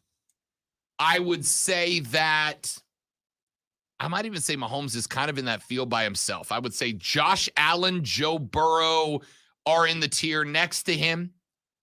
I would say Aaron Rodgers is in tier 2. Lamar is in tier 2. Then I'd say tier 3 is Herbert, Jalen Hurts, Trevor Lawrence, Tua Tagovailoa when his head is good. I'd say that's probably it. I don't know where I'd stick Deshaun Watson right now. I think Deshaun's got to do something because when he came back last year, it didn't go great. And obviously, so tier 1 is Mahomes and Derek Carr. Tier 2 is Josh Allen, Joe Burrow. Wait. You said tier 1 was Mahomes and Derek Carr. Yeah. Did you? Future Hall of Famer Derek Did you Carr. mean you're disrespecting Mahomes by putting Derek Carr? No, up there? I want you to know that. I'm wildly respecting him by saying he's anywhere close to the level of future Hall of Famer Derek Carr. Oh, wow. It's a big difference. Man, you're doing it. Remember, I'll remind you when the Chiefs are in the Super Bowl. Mahomes v. Derek Carr, a battle of the GOATs. I can't wait. Who takes the crown from Brady? Is it Carr or Mahomes? They're right on the same plateau. You know, Can't wait. Here's the thing. Brady doesn't have a crown. He's just like, why are we even talking about him? The other thing is, what you're saying could very well happen because maybe New Orleans is good. Maybe they can take out the team that's probably favored in San Any Francisco. team with a Hall of Fame quarterback like us is good. Well, you got to have the players around them. Anybody beat anybody up lately? I mean, I don't know. I do want to say this about TL16 before anybody goes, well, Rob, I mean, it was his second year. It should have broken out. Last year was not Trevor Lawrence's second year. Last year was his rookie year. The year before that was his urban year. That doesn't count. All right, ladies and gentlemen, if you had it on your bingo card, he got through almost the entire segment without saying Urban Meyer once. I am so proud of you. I thought you were going to make it through the whole thing. It was so close. Been keeping tabs, waiting. It's like, are we going to get the break before it happens? No, but almost. Good job. You may or may not know this, ladies and gentlemen. Urban Meyer was real bad at his job. Also, kind of a bad dude. What? Kind of a bad dude. What? A really bad dude. What? So, Herb leaves the Herb is removed from the Jags. TL16 gets an off season to get the stank of Herb off of him, and all he did in year 2 was show the hell up, take the Jags to the playoffs, and beat Justin Herbert in a playoff game. I'm your huckleberry. This guy is a guy. I just need better play calling from Doug Peterson in the red zone. I need TL16 to get one more red zone weapon, which Calvin Ridley is going to go a long way in helping. And I promise you, by the end of this year, Trevor Lawrence will likely move either to the very top of tier 3, where he's currently with Jalen Hurts, where he's currently with Justin Herbert, and into the bottom of tier 2, where he can join a Josh Allen, a Joe Burrow, and Aaron Rodgers. Better play calling in the red zone, better execution in the red zone, and a weapon down there to use because Christian Kirk was not that. And Trevor Lawrence is going to be looked at by the end of this season as a dude. Watch. Let's take a break. When we come back here in just a minute, another 20 minutes of why Herb sucks. It's been a minute. It's been building up. It's been bubbling. Time to let it all. Okay, we're not going to do that, but I do have some soccer to get to. The baseball, as the Atlanta Braves had a 3-gamer against the Rays. So 2 out of 3, not unhappy about it. All that more coming up on the Rob Brown Show in the Fan Upstate.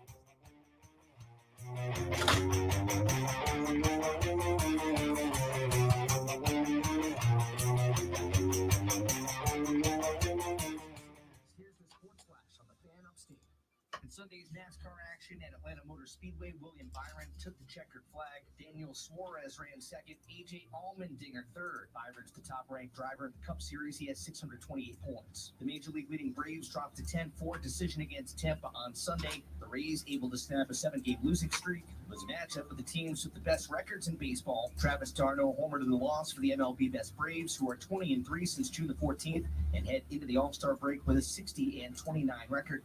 They've homered in 26 consecutive games, the longest streak in modern-era franchise history. Their lead atop the NL East is 8.5 games over Miami. Tampa's 58-35 with the win. They lead the American League East by 2 games over Baltimore. Fan Upstate is your home for Furman Paladin Sports all year long. Download the Odyssey app. Search the New York Fan Times Upstate just announced anywhere it's on your disbanding phone. its Upstate sports Sports department. Flash on the Fan Upstate. I saw that. That's incredible. What's holding you back from learning the language you've always wanted to know? Too hard. Takes too long. Not with Babbel. Babbel's lessons take just 15 minutes a day. 15 minutes isn't long. Nope. And they're fun. So you don't realize you're learning a language, but you are. In 3 weeks, you're able to start having conversations. And Babbel's lessons are built around real life. Hey guys, I have to clean my glasses because I touched them. We'll be right back.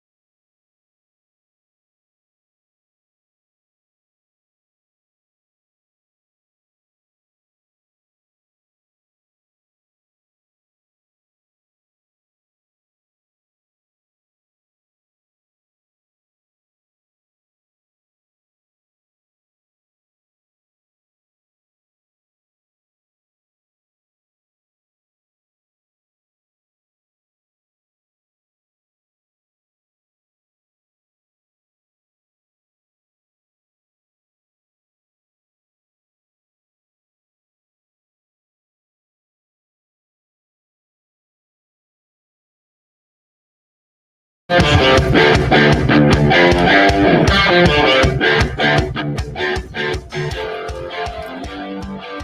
Rob Brown Show back on your radio. It's the Fan Upstate, wrapping up our numero dos. Time flies when you're making award-winning radio, ladies and gentlemen. We do have the details of the NBA's in-tournament season. The groups have been announced. The format, to some degree, has been announced. It'll start November 3rd with group play. It'll conclude with the championship game on December 9th. All 30 teams will participate in the group stage in 3 groups of 5. And the games played within the tournament, this was a question that Lonzo had last week when we talked about it. All of the games played in tournament play will count towards the regular season as well. So it is a tournament with games that are effectively picked and plugged into the regular season. We know right now that the Sixers, Cavs, Hawks, Pacers, and Pistons are Group A. Group B is the Bucks, Knicks, Heat, Wiz, and Charlotte Hornets. Group C, Boston, Brooklyn, Toronto, the Bulls, and the Magi. Out in the West, Group A will be the Grizz, the Suns, the Lake Show, the Jazz, and the Blazers. Group B will be the Nuggets, Clippers, Pelicans, Mavs, and Rockets. And Group C will be the Kings, Dubs, T-Wolves, the Thunder, and the Spurs. Group play begins on November 3rd, as we mentioned. All games will count towards regular season records and statistics. Each team will play 4 group games, 2 home, 2 away. Group play games will be held only on Tuesdays and Fridays in November, with the exception of November 7th, which is Election Day. No games will be held that day. The group play schedule and national TV broadcasts of those games will be released next month. Of course, the team with the best record in each group, as well as 2 wild card teams, will advance to the knockout stage.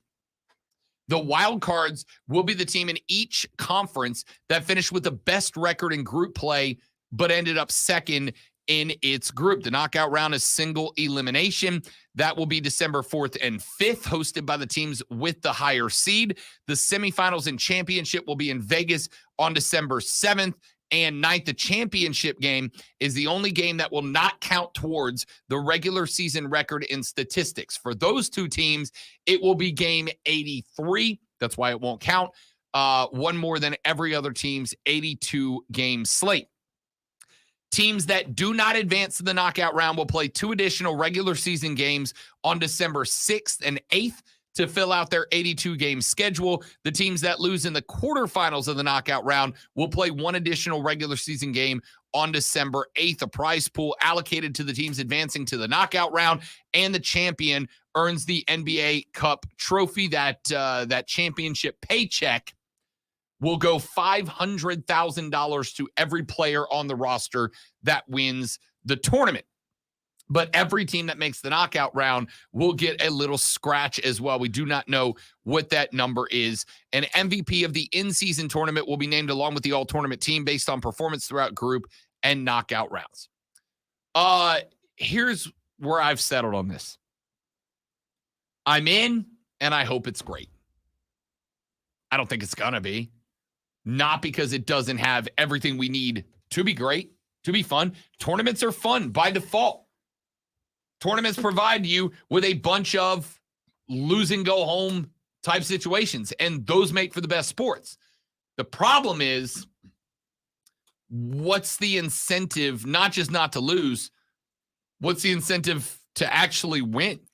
The only way this is fun or that it works and continues is if the players buy in and if they start talking stuff before it and all that kind of stuff. And I'm not so sure they're going to. Even though you just talked about when the games are and everything, will the coach have to tell them before the game, oh yeah, by the way, tonight's game is considered a tournament game? See, I would like to think that $500,000 drives some people, and it will. The lowest rookies on rookie contracts, $500,000 is a lot of money. They're going to be very, very happy to win $500,000. $500,000 is not that much to LeBron, to Durant, to Steph, to Joe, to Nikola Jokic. It's not a lot of money to those guys, right? So I don't know if that alone is going to do it. Tournaments like this in Europe work because they have been around so long that there is an immense prestige. Winning a Champions Club tournament and getting that trophy is the equivalent of winning the Premier League title, right? It's the equivalent of it. I don't know if the NBA can make an equivalent out of the tournament to winning the NBA championship, and that's the American mentality. So I don't know, but the format's good. I like it. All right, coming up in hour number 3, a PGA Tour board member has walked off for a reason that won't surprise you at all, but I do find it very interesting for golf as a whole. And the Northwestern hazing incident. We got to get into that. All that more coming up in the third final best money hour of the Rob Brown Show. It's next on the Fan Upstate.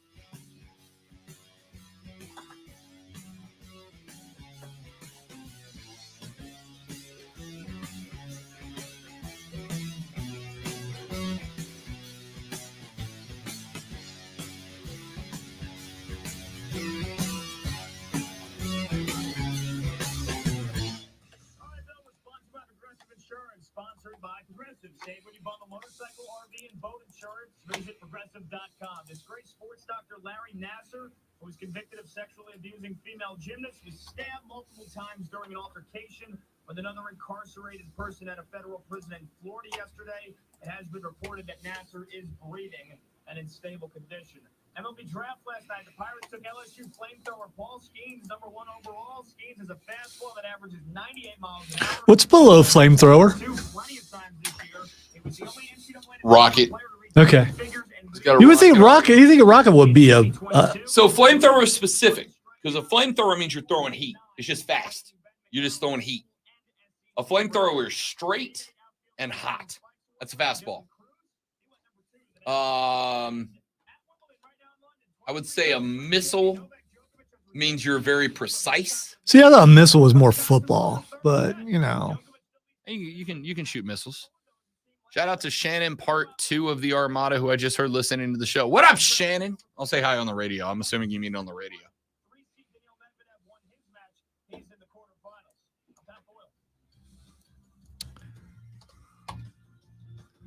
So the new guy.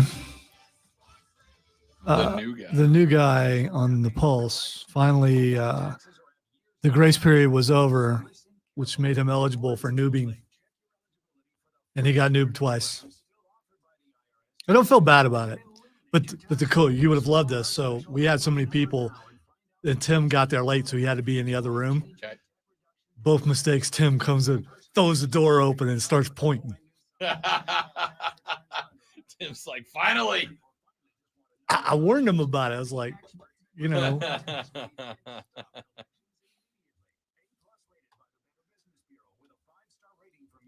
Big old smile on his face. He was so happy to see somebody else get it.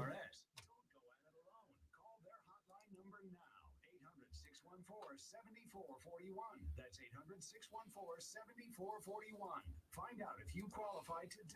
Call 800-614-7441. I screwed up. We were talking about Def Leppard, and we were talking about bands that that you wish you could see that you regret you didn't get to. And I was trying to say Def Leppard before the drummer lost his arm, but I said before he lost his leg.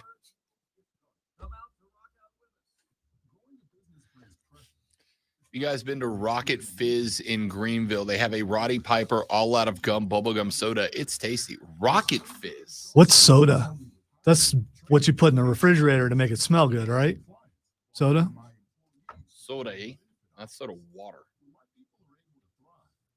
Rocket Fizz Soda Pop and Candy Shop. Where is it? It is, oh, it's downtown. Downtown. All the lights are going. No, that's probably. I don't think downtown Greenville has reached Broadway yet. I haven't been there in a while, but you know.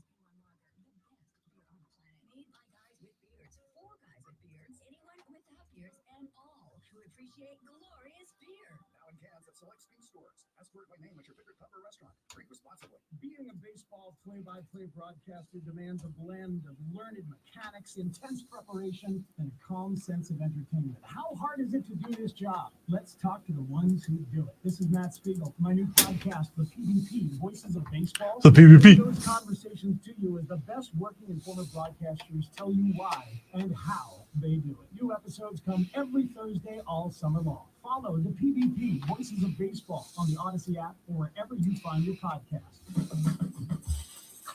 Kelly Blue Book is the one-stop shop for pricing, fixing, selling, and instant cash offering. You were talking about the picture of Wolverine Friday. Have you seen the picture of Wolverine and Deadpool together? Oh, I have not. I think I sent it to you. Did I send it to you? Just sent you something. What did I send to you? I don't remember. No, I sent you something else. But yeah, it's on it's all over the Twitter, at least mine. But my Twitter is more nerdy than yours. Unless you're not on Twitter and you're actually on the threads. I don't know if nerds are on the threads or not. I think thread sounds better if you call it the threads. The threads. Yeah. Not I think the, you're right, actually. you can't be the threads. I It's think got to be you're the right, actually. threads.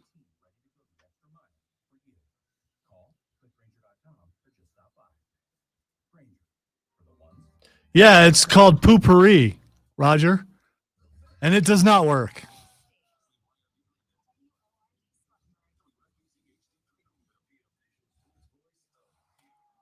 Be proud of your manly musk and how it overcomes the poopery.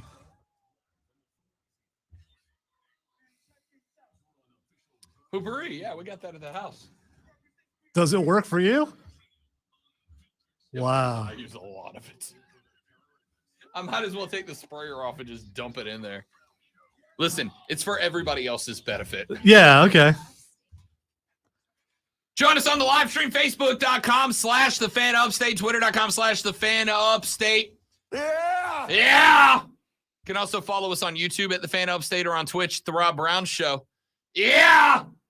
What? I was off position there. My It's fault. all good. We made it work. We made it work. During the break there, we got into a brief discussion about poopery. I was wondering if you were actually going to go there or somewhere else. Okay. Yeah, why not?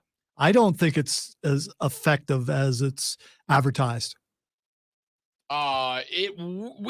We have a spray bottle of the poopery near both commodes at the Casa de Love. See, here's the problem. If it has a certain smell to it, if you spray it because, oh, no guests are coming, we'll spray that. They know what you sprayed because it smells a certain way. Yeah, but if you don't spray it, they know what you did. Right. Right? Well, there's Here's that my too. thing. If you smell fresh roses coming out of the hallway bathroom at the Casa de Love, I promise you, you would rather know in your head, Rob just desecrated the throne, but at least I get the smell of roses, than just smelling said desecration. I promise you, the poopery is better for everybody else. It's for their benefit, not me. It works great. I just, I would have a knowing smile if I smelled the poopery. Again, looking around for the guilty face and then move on. would you rather know what I just did and it smell like roses, or get punched in the nasal cavity by what I just did? You know the answer, so do I. I think you should be proud of who you are and what you do. I've made people leave the living room because of what I did in the hallway before. That's what I'm talking about. Yeah. And don't get me wrong, it's one of those things that the way I'm saying it makes it sound like, oh, Rob's not ashamed. It's a bodily function. Everybody does it. Young men out there, listen, even girls poop. We all do it. I'm just saying, get yourself a little poopery, because I promise you, you're thinking, well, if I put this down, everybody's going to know what I did. They already are, Chief. Yeah, I use that exact voice too. Yeah, they already are. If people actually use the voice that people, when they make fun of them, use all the time, what would those people do? They'd have to find a different voice, right? Lonzo just comes on the air talking like this. So if I start talking like this all the time, then Rob can't say that Lonzo was talking like this. Oh, What a goal. Will, my dog. Man, I hope I hope he still likes me. No, I no, hope he knows no, I was just having a go. I'm because apparently the British are starting to make fun of him too. So I mean, you know, when they start, I just hope he keeps his job. Listen, all I want to say is I sincerely and very much hope that he was just leaning into that, because he got to the point where he realized that they're like, this just is what it is, right? Like, I have to own this now. And I feel like when you have that moment, you have to realize this is me. Like, this is just part of me. Radio people are better at it because we have those moments all the time and people hear it. 100%. And There's if you no can covering turn up it, in this media. well, if you can turn it a certain way and make it a positive, good. You don't have a choice in this game but to own it. It's the only option you have. If you do anything, the more you try to not go back to that. Sean Mraz pooped himself on the air, and he's just like, yep, I'm the guy that pooped himself on air now. There's no coming back from it. We have inside knowledge that was real. Vargas in the area, still with it on the right side, stepping over, sending it back for Lindsay. Lindsay sends it back into the area for Swiderski. One touch, he scores! Another one for Swiderski! And that one was more impressive than the first! See, Will's just him now. Like, he's just got to be like, I'm the dude who loses his mind on goals. I'm the guy that loses vocal control on Charlotte goals. Here's what I believe, and as I'm thinking about this even further, he hit that height, and his broadcast partner probably made a face, so he just stuck with it. Yeah, you might not be wrong, because she probably. Here's the thing: I do stuff every once in a while. You do things, and automatically, even though it looks like we're not paying attention, suddenly we'll look at the other person like, "Did you? What did you do?" I think there's a difference between, like, Rob slammed his knee into the desk and it hurt, and Lonzo's like, "What was that?" Versus just suddenly becoming a cartoon character, right? Like, you know that I did that. I know that you know that I did that. I know that you know that I know that you know that I did that. And in this medium, if you try to stop people from doing a thing, they're going to do it more. Will just posted a video from the morning show. They're wearing they're wearing Mickey Mouse ears, and then I can't hear the audio, but they go to the special reporter, and it's a Mickey Mouse stuffed toy with headphones on it. The area for Swiderski. One touch, he scores! Another one for Swiderski! And that one was more impressive than the first! So, it's unbelievable. Texas said guy missed his 80s metal cover band lead role calling. He did. I kind of think we need to start a tribute. We'll call ourselves the Pelagics now. Will and the Pelagics. I think he's hitting Striper heights. I mean, if you don't know Striper, the lead singer from Striper would hit that smooth high, and that's That smooth high. Yeah. Which one? That one? That smooth high? I can picture him singing "To Hell with the Devil." I can definitely picture that. So good, man. God, Will's the best. You know what I appreciate more than him doing that on air? He is owning it, right? Like I said, you don't have a choice. Because if you come on the air the next morning after you drop that, and say the producers doctored it, they you know, 100%. that's, I mean, you blame it on a producer because that's what. That's the thing. In this industry, you can't, right? Because if I say, how many times have, over the 2 years we've been working together, Lonzo, how many times have I said, I didn't say that? And you're like, BRB, and go pull the audio straight off the skimmer, just as it was recorded. We're closing in on 3 years, by the way. So that's 2.5, whatever. We're closing in on 3, yeah, for sure. How many times in the X amount of time that we have been together have you've been like, you said this. No, I didn't. I'm trying to figure out if I reached my host limit yet, where I have to move somewhere else. Oh, I don't care. If you get me, you get me. Well, as far as that goes, there's only been a couple times. And it's more of, yes, you did. No, you didn't. Yes, you did. No, you didn't. The primary one, the first one, the primary one that I recall Has to do with boats. Has to do with boats. It was the reason that we say boat show on this show. Because I wanted to talk about something else. I talked about steering the large seafaring vessel, and I slipped. Lonzo bumped me. I'm like, dude, I didn't say it. Yeah, you did. No, I didn't. I said shippa. You're like, no, you didn't. And then we went to the Fortress of Nerditude after the show was over. Zoe pulled the audio, and I went, oh, hell, yeah, I did. Yeah, I did. No, good call on the dump button. Well done. So Pelagic doesn't have that out because we all heard it in real time, live. You can't call it an equipment malfunction because you went right back to talking, not like that. So the only option Will Pelagic has in this case is what? You just own it. You just come in and you go, dude, what do you want? I was that hype. We went up 2-0 on Cincinnati. It's late in the year. I was freaking hype, and it just kind of is what it is. I was there. I rolled with it. I kept going. It is what it is. And it was great, man. It was great. But it's just the respect for Willie P coming into work this morning, watching all the other dudes make the Mickey Mouse jokes one after the other. And what option does he have other than to laugh on it and roll with it? That's all he's got. And that's what he's doing.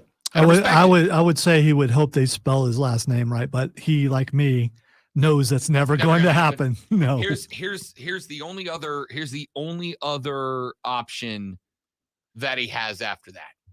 The only other option is to go full diva. The Streisand effect, right?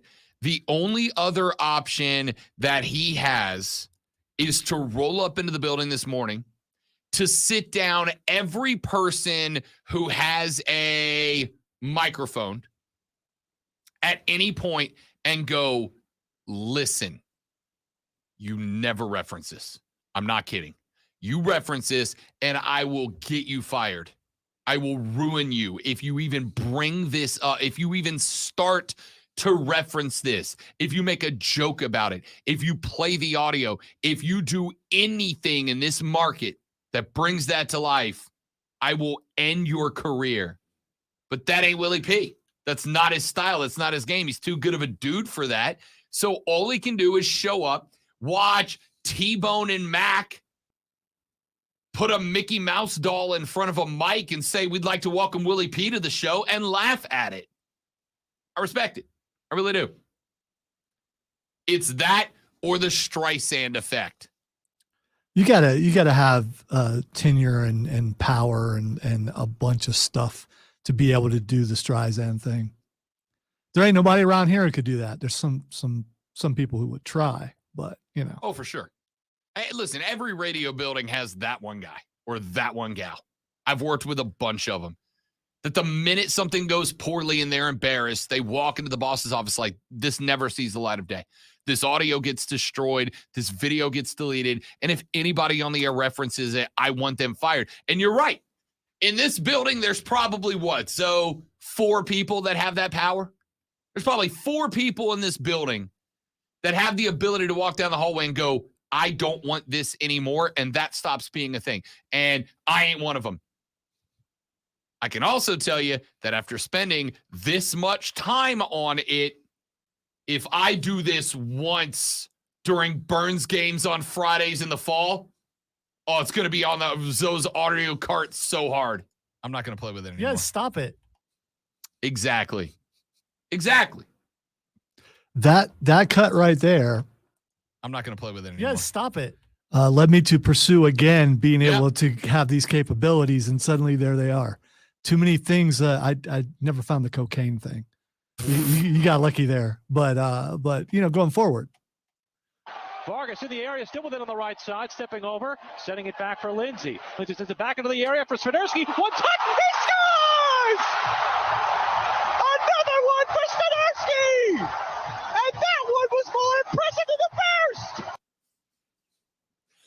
Dan, the super fan man, says, no, not my gun drop buttons. No. Ah, yes, the gingerbread man. Texas said, all I can say is God bless him. Yeah, dude. All he can do is wear that now. You can either get really upset or at least internalize it. Yeah. But laugh about it and go with it. That's all you can do. Yep. And that seems to be what he's doing. So. Yep. Texter said, Rob, did you just say Derek Carr is a tier 1 quarterback? Are you on cocaine right now? Yeah. Yeah. Yeah. That's future Hall of Famer Derek Carr to you, sir. Put some respect on his name. That is future first ballot Hall of Famer Derek Carr. That is the guy who is picking up where Tampa Tommy left off. Inconceivable. Maybe to you. That is Hall of Famer Derek Carr to you, sir.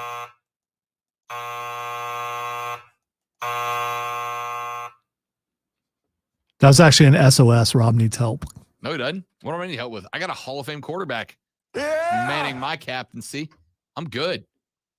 All right, let's take a break. When we come back here in just a minute, we will not talk about God. Will's so good. Just laughing it off. That's all you can do. Laugh it off. When we come back, got a couple more things that I want to run through on the radio broadcast today. I do want to get into this Northwestern stuff later on in the show, and home run derby tonight. You win, you out. I feel like Zoe's out for the All-Star game, but the home run derby feels like a Lonzo thing. Heard about it this morning that it was on tonight. He's like, yep, I'm watching that tonight. Just to see who burns out. Fair enough. Let's take a break. We're back after this on the Rob Brown Show in the Fan Upstate, y'all.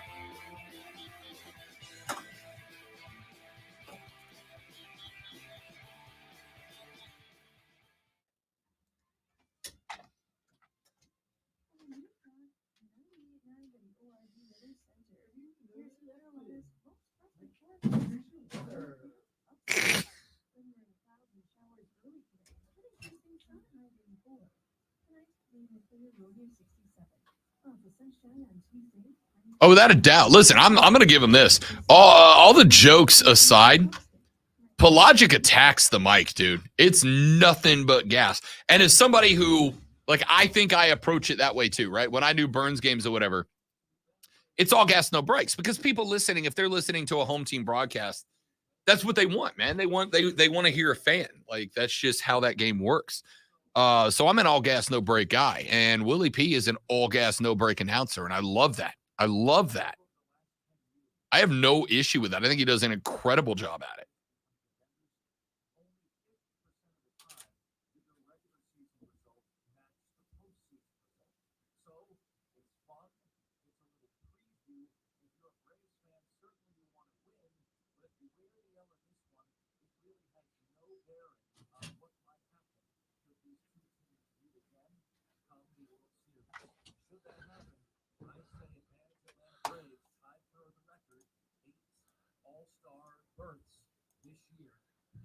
This is a WFNZ Action News special report.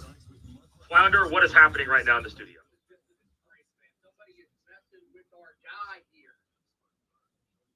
Disappeared. It's a Panther Mickey Mouse with a headset on. I don't know who has that. It's embarrassing. Can I get your thoughts on this? Man, that is messed up. Who would do that to Willie P? Do you have any idea who would do that? I want to find him. Someone with a lot of Disney stuff in their collection. I don't know who it could be. But Willie, when I find him, man, I'm going to get him. You know who it might be, Mac? Look at Pam out there. Oh, yeah. It's definitely Pam. Look at Pam. Look at Pam. This is embarrassing. We'll run this later. This is a WF. They went easy on him. It is odd that they just happen to have the Mickey Mouse stuff around there, though. Says the guy who has many props in his office. I was going to say. Yes, I was doing that on purpose. That was.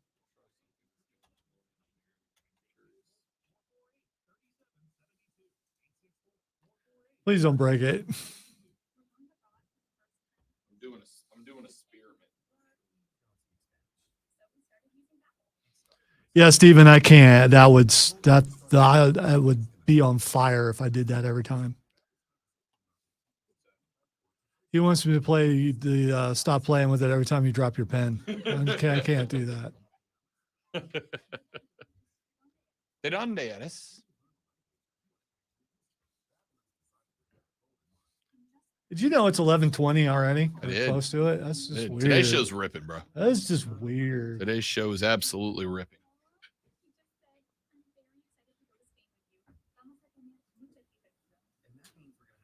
Lucha.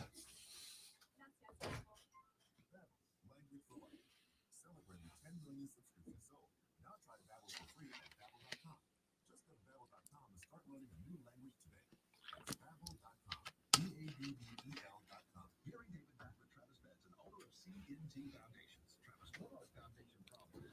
Foundation problems are headaches, slopes and mounting floors, wet and moldy crawl spaces, or cracked bricks and leaning chimneys. You sound like headaches indeed, Travis. So tell us, can CNT Foundations handle all of that? Absolutely. We are your foundation experts. Call 864-581-3341. CNT Foundations, your foundation experts. Sponsored by Blindster.com. Hi, I'm Kyle at Blindster.com. You got this, chicken. You got this. Go, dude. You got this. So, chicken trying to escape an alligator pit. I guess they're alligators. How can you tell an alligator and a crocodile? The alligator will see you later. The crocodile will see you in a while. Makes sense to me. Alligators have a narrower V-shape or Snout thing? V-shaped snout. Yeah. And crocodile has a shorter, rounded U-shaped I snout. think these are gators. They're pretty big. So no more kitties or puppies for me. Now I got gators and chickens. Upgrade.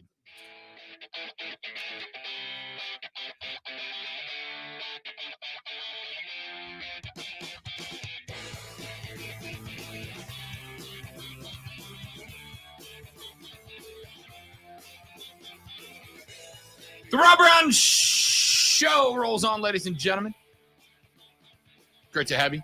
Rob, Lonzo, you. 844-326-3663 if you want to get up on in here before we get up out of here for the day. You can also text us at 71307, 71307. Start your text with FAN, F-A-N, FAN, F-A-N, and we will read them live on the radio show for you. Tweet us or threads us. The threads us. Yeah. I mean, you could do that, Just do but whatever. he's probably not. I have a quick question. Who in the building should not dress as a cowboy for the South Carolina Broadcasters Association Star Awards? Shouldn't or won't? Shouldn't. Did you go, no, man, dude, that's not for you? Does anybody come to mind? I don't think so. So just I can put the list together of people who won't do it. well, yeah, but I mean, do you look around your place of business if you were having a cowboy themed thing you had to go to? Do you look around and go, "No, man, don't do that"? Is there anyone that you do that? I mean, I'm trying to think. There might be a couple people. Nah, it's radio. We're all in. Yeah, but not. There are some people that you're going to be able to tell. No, I mean, there's some people who should not do it because it's just not a good look for you. Because you'll look like a Dudley Do-Right or someone like that from cartoons. It's a great look for me. They'll look cartoonish. I'm going to kill it. And I'm going to be the Undertaker no matter what I do. I know you guys say no, but every time I tried on my hat, and my wife said, I was like, "What's it look like, Undertaker?" It's like, come on. It's not a bad thing though, because I'm going as a bad guy. Actually, I am going as a certain person. I'm going to try to anyway. The Undertaker. No, that would be Brian Dennehy's character from. Why did I forget? That's my favorite Western of all time. You know, the one that had Kevin Costner in it and had Jeff Goldblum. I was going to go. You were going to go Young Guns. No, I did love Young Guns, by the way, but they didn't really look like that. They look dirty. Silverado. Silverado, yes. Danny Glover was in that movie too. Yes, he was. It was, and yeah, it was an all-star cast. Kevin Kline. Calvin. Who's Calvin Klein? I said Kevin Yeah, no, I Klein. know. Doing Back to the Future. Back to the Future 3. Also a good Western. Yes. Said it. There we Said go. it. There we go. All right. Let's get some stuff Oh in no, here. I won't look like Doc Brown, will I?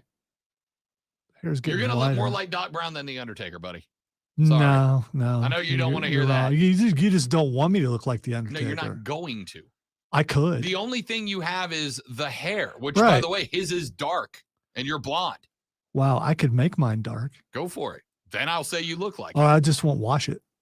You saying you look like the Undertaker is like me saying I look like Bradley Cooper. I believe it. Nobody else does. I thought you were gonna go Will Wheaton, but you know. No, that's accurate. All right. Let's get a couple of things in here before we get up out of here for Twitter trending topics and call it a day. I will start with two real quick golf stories. One interesting, one, well, to me, relatively funny. I will start with the funny one because I want to get it out of the way. The LIV Tour started one of its events in London this weekend. The LIV Tour, which of course is doing everything in its power to be taken seriously, including buying the PGA effectively. The LIV Tour had their event start, and they brought everybody, Lonzo, out to the first tee, and all the fans were there, and the golfers were there. They go with the shotgun start, so people are spread around the course. But What's a shotgun story? instead of like in the PGA Tour where you start a group on 1 and 10, and then that group plays 1, and the next group goes after them, and then the next group after them. In the LIV Tour, they put 4 golfers on 1 and 2 and 3 and 4 and 5 up through 18, and everybody starts at the same time. So you got 18 groups of guys playing in a circle around the golf course, right? So you might draw that you're starting on hole 5 and your ending hole is hole 4. And they call it a shotgun because back in the day, the signal that it was time to start playing was somebody back at the clubhouse would fire a shotgun, and that's your signal to start playing golf. So they had everybody, all the golfers coming out of the clubhouse, heading out to their starting hole, and they had a group of people that just started walking out on the fairway, and the fans are like, what's going on? The very serious golf tour that is very serious about being taken very serious had a flash mob to start their event. That's how they decided we, in the year of 2023, are going to get everybody super duper pumped by having a flash mob, you guys. So there's a commercial of a dude dancing with this song. So I just picture him dancing to this. Do you know what this song is? Hey, call me, baby. Call me Maybe. Maybe. Yeah. For a kiss, but now in my way. Also, banger, dude. It's on Girl Me a lot. Wait, you're not even gonna let us get to the chorus. Yeah. Well, just hold on. I just met you, and this is crazy, but here's my number, so call me maybe. At you, baby. So here's my number. You can only play so Call much me of something maybe. before you know. Boy, you came into my life. Yeah. I didn't know it's a you banger. know that, but that's I the. need you so bad. So I've seen the video of the flash So, mob, so but I bad. have no idea what they're dancing to. And first off, if you're gonna go commercial that dude dances to, you gotta go dun dun dun dun dun dun dun dun dun dun. I saw the Call Me old Maybe. Six Flags show. man. No, I saw the Call Me Maybe commercial. Like it's a Orbit gum or something commercial. Black dude coming out of the elevator and he's just dancing all over the place to that song. That's a banger of a song. It's you don't have regular TV anymore, so you don't see Correct. commercials like that. So I'm just saying, if you want to be taken very, very seriously, and you're very, very serious about being taken very, very seriously, don't. all right, so this goes against the golf Don't do a rules. flash mob. The golf rules are so you're just offended by flash mobs in general. Yes. It has nothing to do with it being at a golf Yes. place. Yes. What? No one needs a bunch of mediocre, half-ass, talented dancers just in large groups disrupting everything. If you want to do Yeah, something you can like go. that, You can go down bring to the out country. actual performers. You just go down to the local country bar and watch them line dance, and Do you get you- the same thing. Do you understand How much? No. I will take a lot. I will take a Western bar full of people who two-step for fun over a bunch of dorks out there doing some mediocre By the way, dances. it was a very diverse crowd, and both in ages and all things. And I think it takes a lot of work and planning to be able to do a flash mob and do it successfully. And I thought they did a good job. I really did. I didn't get to hear the music. I just watched it. They all seemed to be in time. The crowd seemed to be into it. It's probably the most they're going to clap the entire time. Two flash mobs in 2008. Leave it there. I was being specific to that crowd. Seemed to be into it. Yeah, because no, they want no crowd in 2020. I'm guessing there was not a Rob Brown in the crowd going, "Why are you doing this? This is so passe." Boo! Get off the cars. Yeah, and then guess who gets escorted out? That would be Rob Brown, Hopefully the flash mob. not the dancers. Why are you offended by flash mobs? Because they're annoying. They're annoying. Let me tell you the list of things that annoys me. Anything that disrupts me doing the thing I want to be doing because you need attention, right? Anything. If I walk down the street and I'm downtown and me and the lady friend are going to dinner and you walk up, you could be like, "Hey, can I talk to you for a few minutes about saving the whales?" Yo, I am absolutely #team save the whales, no doubt. But my guy, I'm trying to get to dinner, not the time. Send me an email.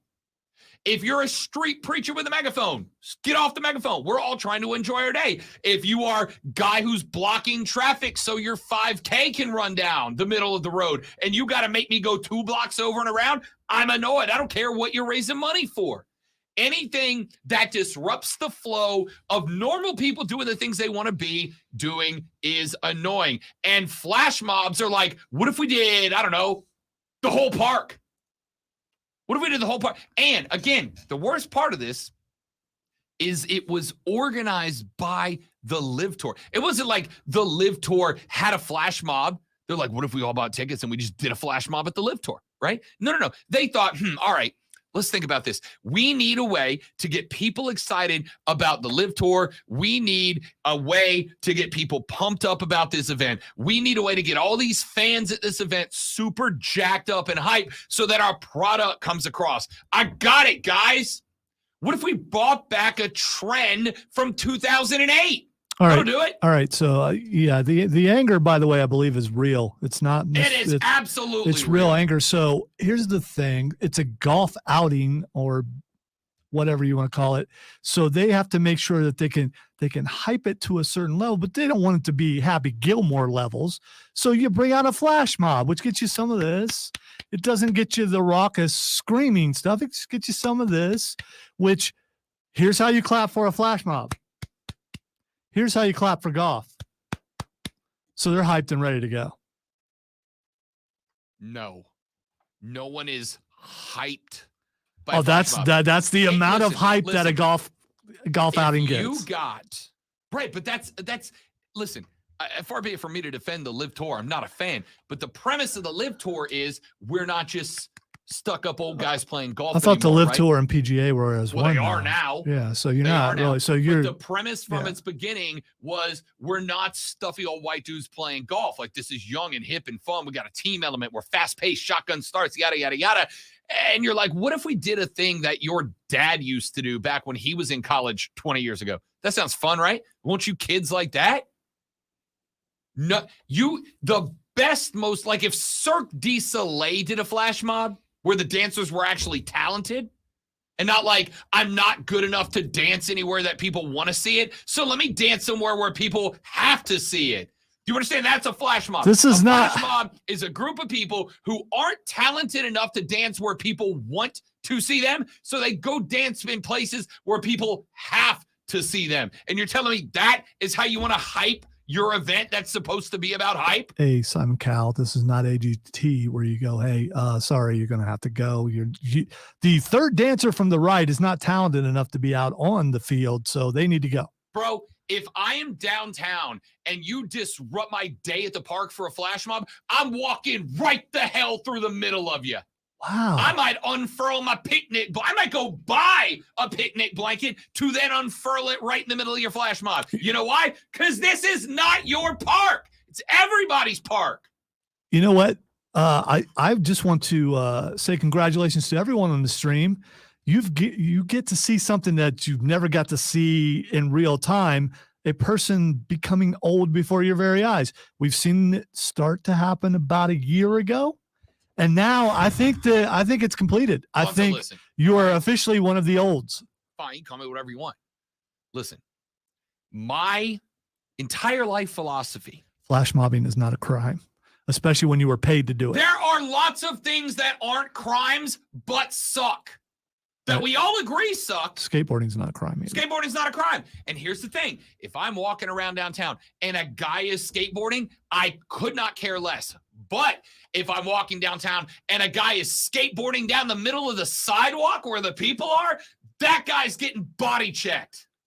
Do you see the difference? Skateboarding, not a crime. Dancing, not a crime. This is not Footloose. So body check, you just going sideways on the guy, or you? He's taking the full cross check. Okay, there we go. All right, there we go. Body check. If you are skating down a sidewalk where there's a bunch of people, you deserve to be wrapped, to be laid out. The people can move out of your way. Skateboarding is not a crime, and it's not a crime. But do it where you're not bothering other people. If you want to do whatever, if you want to save the whales, save the whales. I'm 100% in, but don't do it in a way that's disrupt, especially when in a place where people are trying to get something done. If you want to preach, but don't yell at a bullhorn outside of the restaurant where I'm trying to have brunch. All right? Take it on, dog. He's awfully specific about that. Have you noticed that? I don't know. I was downtown last weekend. Okay. All right. The bullhorns are everywhere. I just don't go downtown. So respectfully, they're everywhere. And they belong to one group of people. Unless it's a radio function and I'm paid to go downtown. Yes. Just stop. Listen, if you want to dance. I'm not Kevin Bacon. All right. No, wait, not Kevin Bacon. Kevin Bacon will be. Dance. Yeah. What was the dad's name? I've never seen Flashdance because I've never got that guy. Footloose, not Flashdance. Yeah. That's a whole I have seen Flashdance. Yes, Jennifer Beals. I hate when I mix those together. But Footloose, yeah, I know that was. You're a maniac. I'm a maniac, man. Okay, if you want to dance, and if you want to dance at the park, dance at the park. That's fine. But not in a huge number of people that see all this grass? It's all us because we have a 2.5 minute choreography routine. No, you and whoever else go over there. Go over there where nobody's at and dance over there. And if we want to watch you, we'll come over there. So next time you see Rob out eating. 8 minutes on a freaking flash mob. What are we doing? Do not interpretive dance in front of him. If you want to dance, dance. Just not in my way. If you're walking down to the production room, Lonzo, and I'm like, I feel like dancing, and I just start twirling in front of you, I regret doing that, but I just start that was nearly bad. Twirling around in front of you. We're in a place where you're trying to walk. I fully expect you to earn another helmet sticker. I just watched the look of panic on your face again. Sure went further than I thought I was going to. All right, anyway. Dancing down the hall is not unusual here. There's nothing unusual here in radio. That's just how it is, and sure, it's that way everywhere. Someone can walk down half naked. It's radio. Someone can walk down singing at the top of their lungs. It's radio. Stop flash mobbing. Flash mobbing is bothering people. Entertaining. It's entertaining. I think it takes commitment. I think it. No, you know what's entertaining? Good dancing. Good dancing is entertaining. Watch all the flash mob videos on YouTube. Good. 92% of the people in flash mobs aren't good. And that's why they're in a flash mob. Because it's the only way these people can make you watch them dance is by freaking ambushing you. No, come here. Ba-da-da! I can't dance. Nobody wants to see me, so I'm gonna do it in a way where they have to see me. When I have reached a level that I'm the voice of reason somewhere, it's a scary place. You're not the voice of reason. You're wrong. Well, you're wrong, and everybody that's pro flash mob if we were looking at the interpretive dance that you just did, it means you hate flash mobs, I guess, and Urban Meyer and babies and old people and a few things that I forgot. No. Oh, look. Just like, no, I'm not doing this. Well, you know what? Steven may have a point there. So there's a potential for a jump scare from a flash mob. You are never going to scare me with a flash mob because I can beat up 99% of people who elect to do a flash mob. All right, I'm going to organize a flash mob here in the hallway right in front of our Just studio. Go ahead and warn the people. If I walk down the hallway and there's a flash mob, I'm getting some helmet stickers. All right. I'm gonna see a Fat Boy will help me. I'm gonna come and get the biggest people here. So if you're gonna come, you're gonna get some. You're gonna get some back. You know what I'm saying? Some elbows, some forearms. Fat Boy, Matt Man, and 9 doing a dance. I'm stopping to watch that. You know why? Because it's entertaining and I want to see it. And it usually involves a taser, by the way.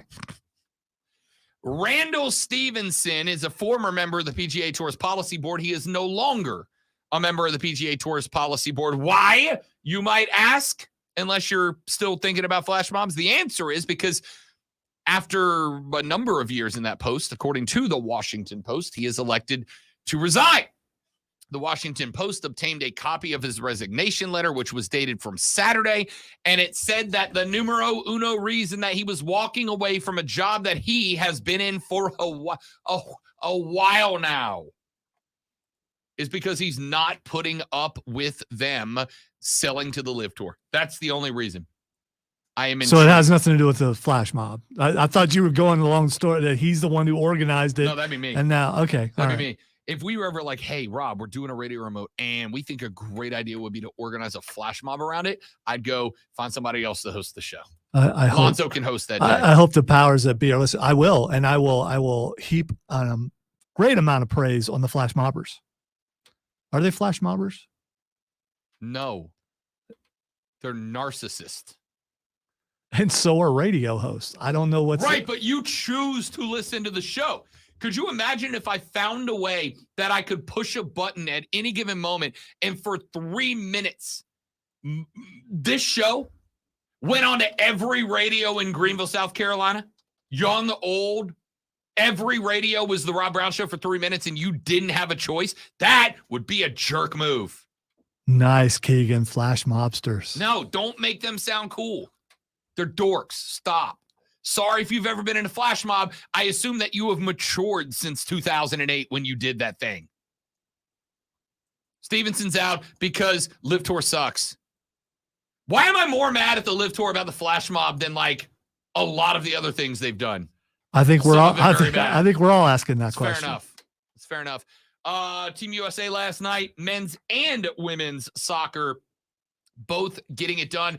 The U.S. women's national team was staring down the face of Wales. They ended up beating them 2-0 because Trinity Rodman, Dennis Rodman's daughter, decided, you don't want to make me a starter? You want to make me a reservist?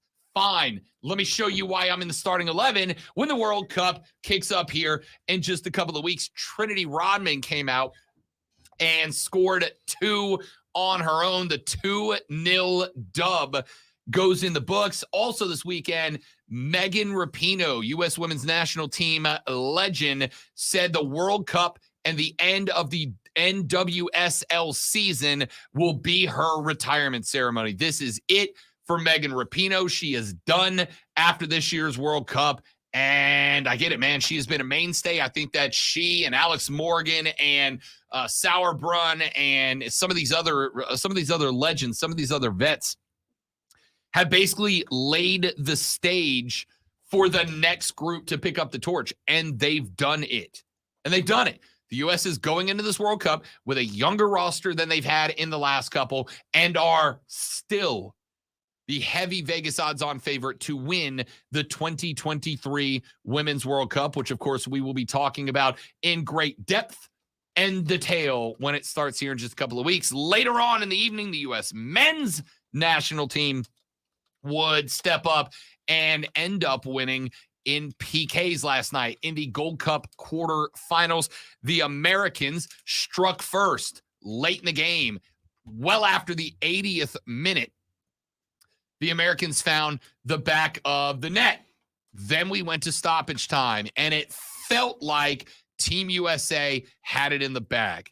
It felt like Team USA was just waiting for the 90 to hit, and it was all downhill, but Canada would not go away. Had some questions for the Americans, and the last one, the Americans could not answer. Steven Vittoria beat Turner down the middle on a penalty in stoppage time because of a PK in the box. It went up. They ended up going up. Then, in the 109th minute, Jacob Schaufelberg put Canada up 2-1. However, the Canadians would make the mistake that sealed after a wild attack from the Americans. Scott Kennedy scored in his own goal to make it 2-2 in the 115th. Matt Turner, the bleeping wall, would then stop not the first, but the first 2 PKs in the PK shootout. Brandon Vasquez would miss for the United States, and they would get it back, however, with the 1-goal advantage, courtesy of Matt Turner being a machine. The Americans get the dub. And listen, between those two teams, between the women's team and the men's team, what I am very intrigued by here is the mentality of this team, the mentality of the Americans when it comes to Olympic soccer. I love it. It was grit last night. You could absolutely have seen the women's team when they were unable to find net early against Wales kind of falling out, but they have been stalwarts at this for so long. It wasn't a problem. On the flip side, with the men, when Canada scored the heartbreaker late in that game to take it to 1-1, to take it to extra time, it would have been very easy to see the American men lose heart, lose spirit, fall off just a little bit and allow Canada to come back and finish that thing. Not what happened. The Americans dug down. They found what they were looking for. They were able to get that last goal and send it to PKs. My only question, really only on the men's side, my only question here is, are they going to have that same mentality when Greg Giga comes back? Because BJ's been great. When Greg Giga comes back, will they maintain that same mental fortitude? We'll be talking about that a lot more as we wrap up the Gold Cup Wednesday night, taking on Panama in the semis. We are back to wrap up this show after this on the Fan Upstate.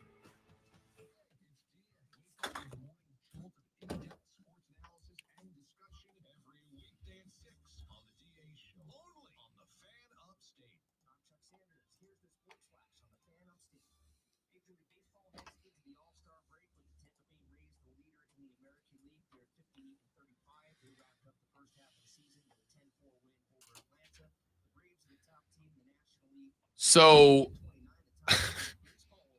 Triple H put out an NXT workout video. I saw it. Have you seen it? Yeah.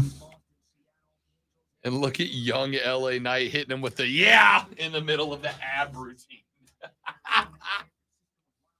So good.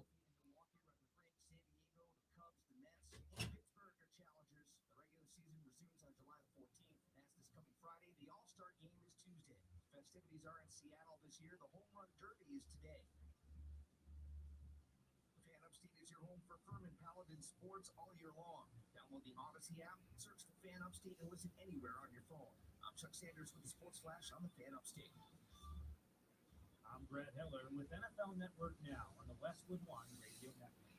After suffering a torn ACL week 4 against the Raiders last season, Broncos running back Devontae Williams told the media Sunday at a youth football camp that he'll be ready to go for training camp when the team reports on July 25th. Williams' timetable is in line. He really does appear to not like flash mobs, by the way. Tom Brady's retirement has left many question marks for the Buccaneers to answer, along with vacancies to fill. Pro Bowl left tackle Tristan Wirfs says he's ready to step in and help fill the leadership void left behind by Brady. Wirfs telling the Vikes Verified podcast, quote, "I've really been doing my best this offseason throughout all these OTAs and throughout this minicamp just to be a little bit more vocal.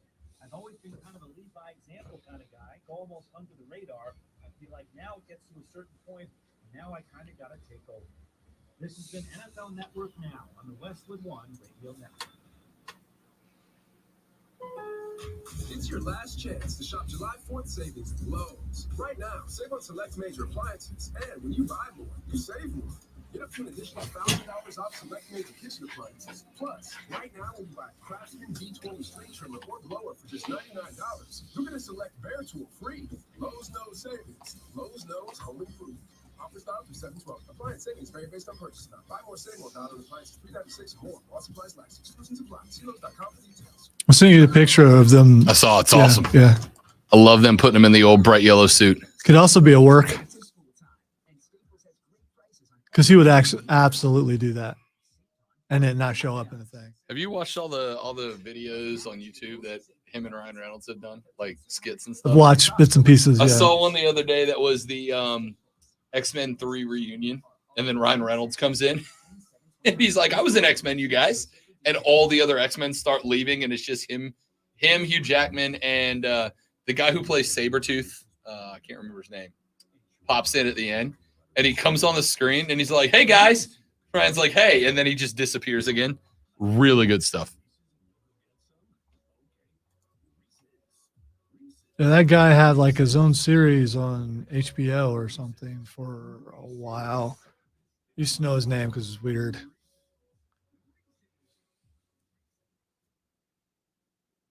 the ones who know safety isn't a catchphrase, it's a culture. And the ones who help make sure everyone makes it home safe.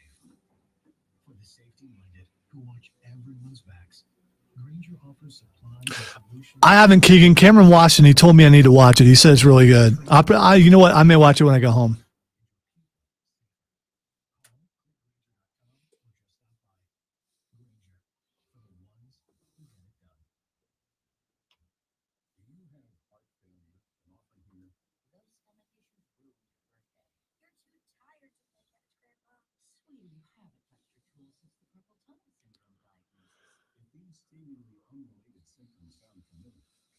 The episodes are supposed to show up on Max next day, I believe. So I'm going to go home and look.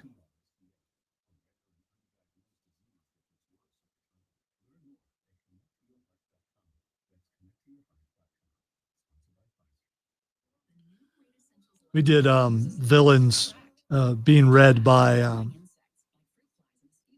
whatever voice we could do Saturday, because someone wanted Odie to do the Taken thing because of his accent, which is really good. I did Khan from Star Trek as Goofy. It's one of my best ones ever. I think Matthew killed it. He always does. Just something, because you're not expecting him to get into it, and I had him do the Joker thing, but he did it as a video game guy. It was really good.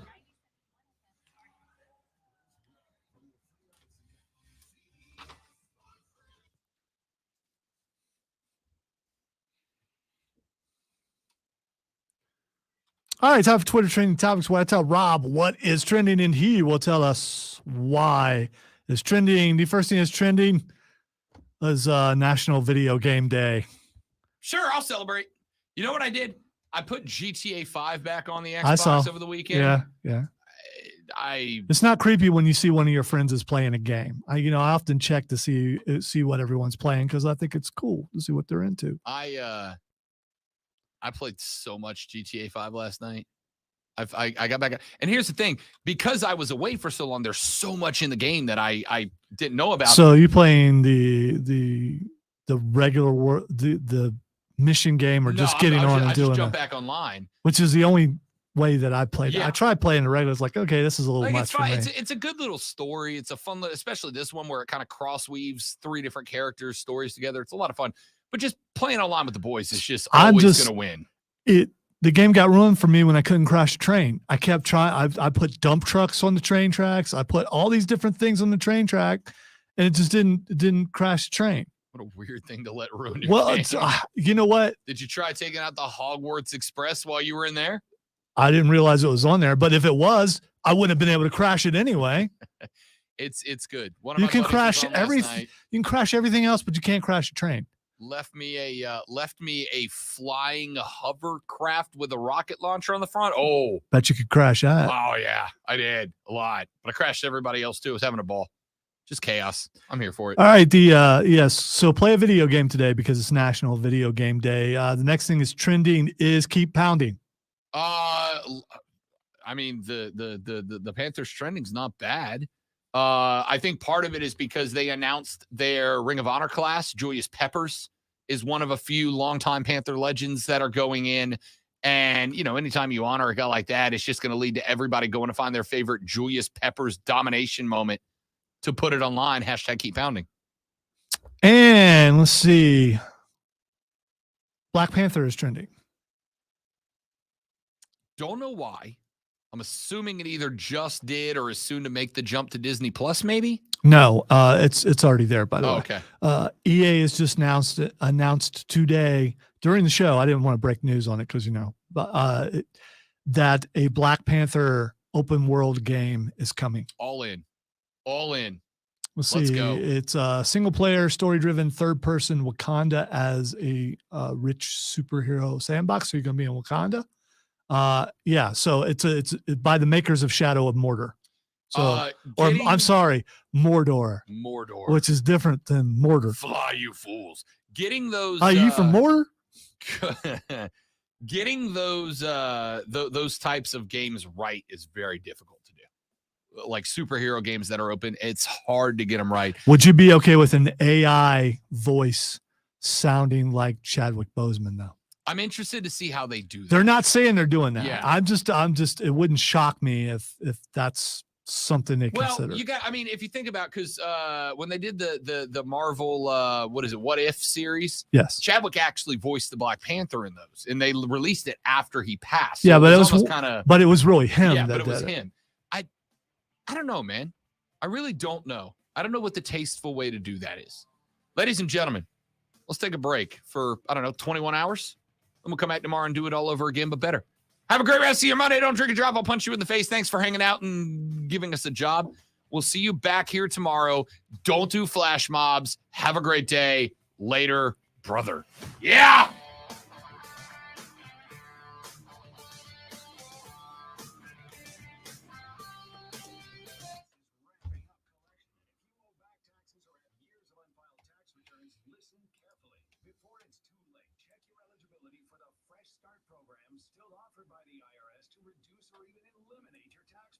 Call our special hotline number now and find out in minutes if you qualify for these life-changing debt reduction programs. Business or personal, if you're in a payment plan with no end in sight, have unfiled tax returns under audit, have a wage or bank levy, or finally just want to know your options, call the experts at Republic Tax Relief and stop collections immediately. A+ rated by the Better Business Bureau with a 5-star rating from Yelp, this veteran-owned company has the fight you need to take on the IRS. Don't go at it alone. Call their hotline number now. All right, dudes and dudettes, y'all are all awesome. Thank you so much for hanging out with us. Hope you have a lovely rest of your Monday. Share it around with your friends and family. We'll do it again tomorrow. Goodbye.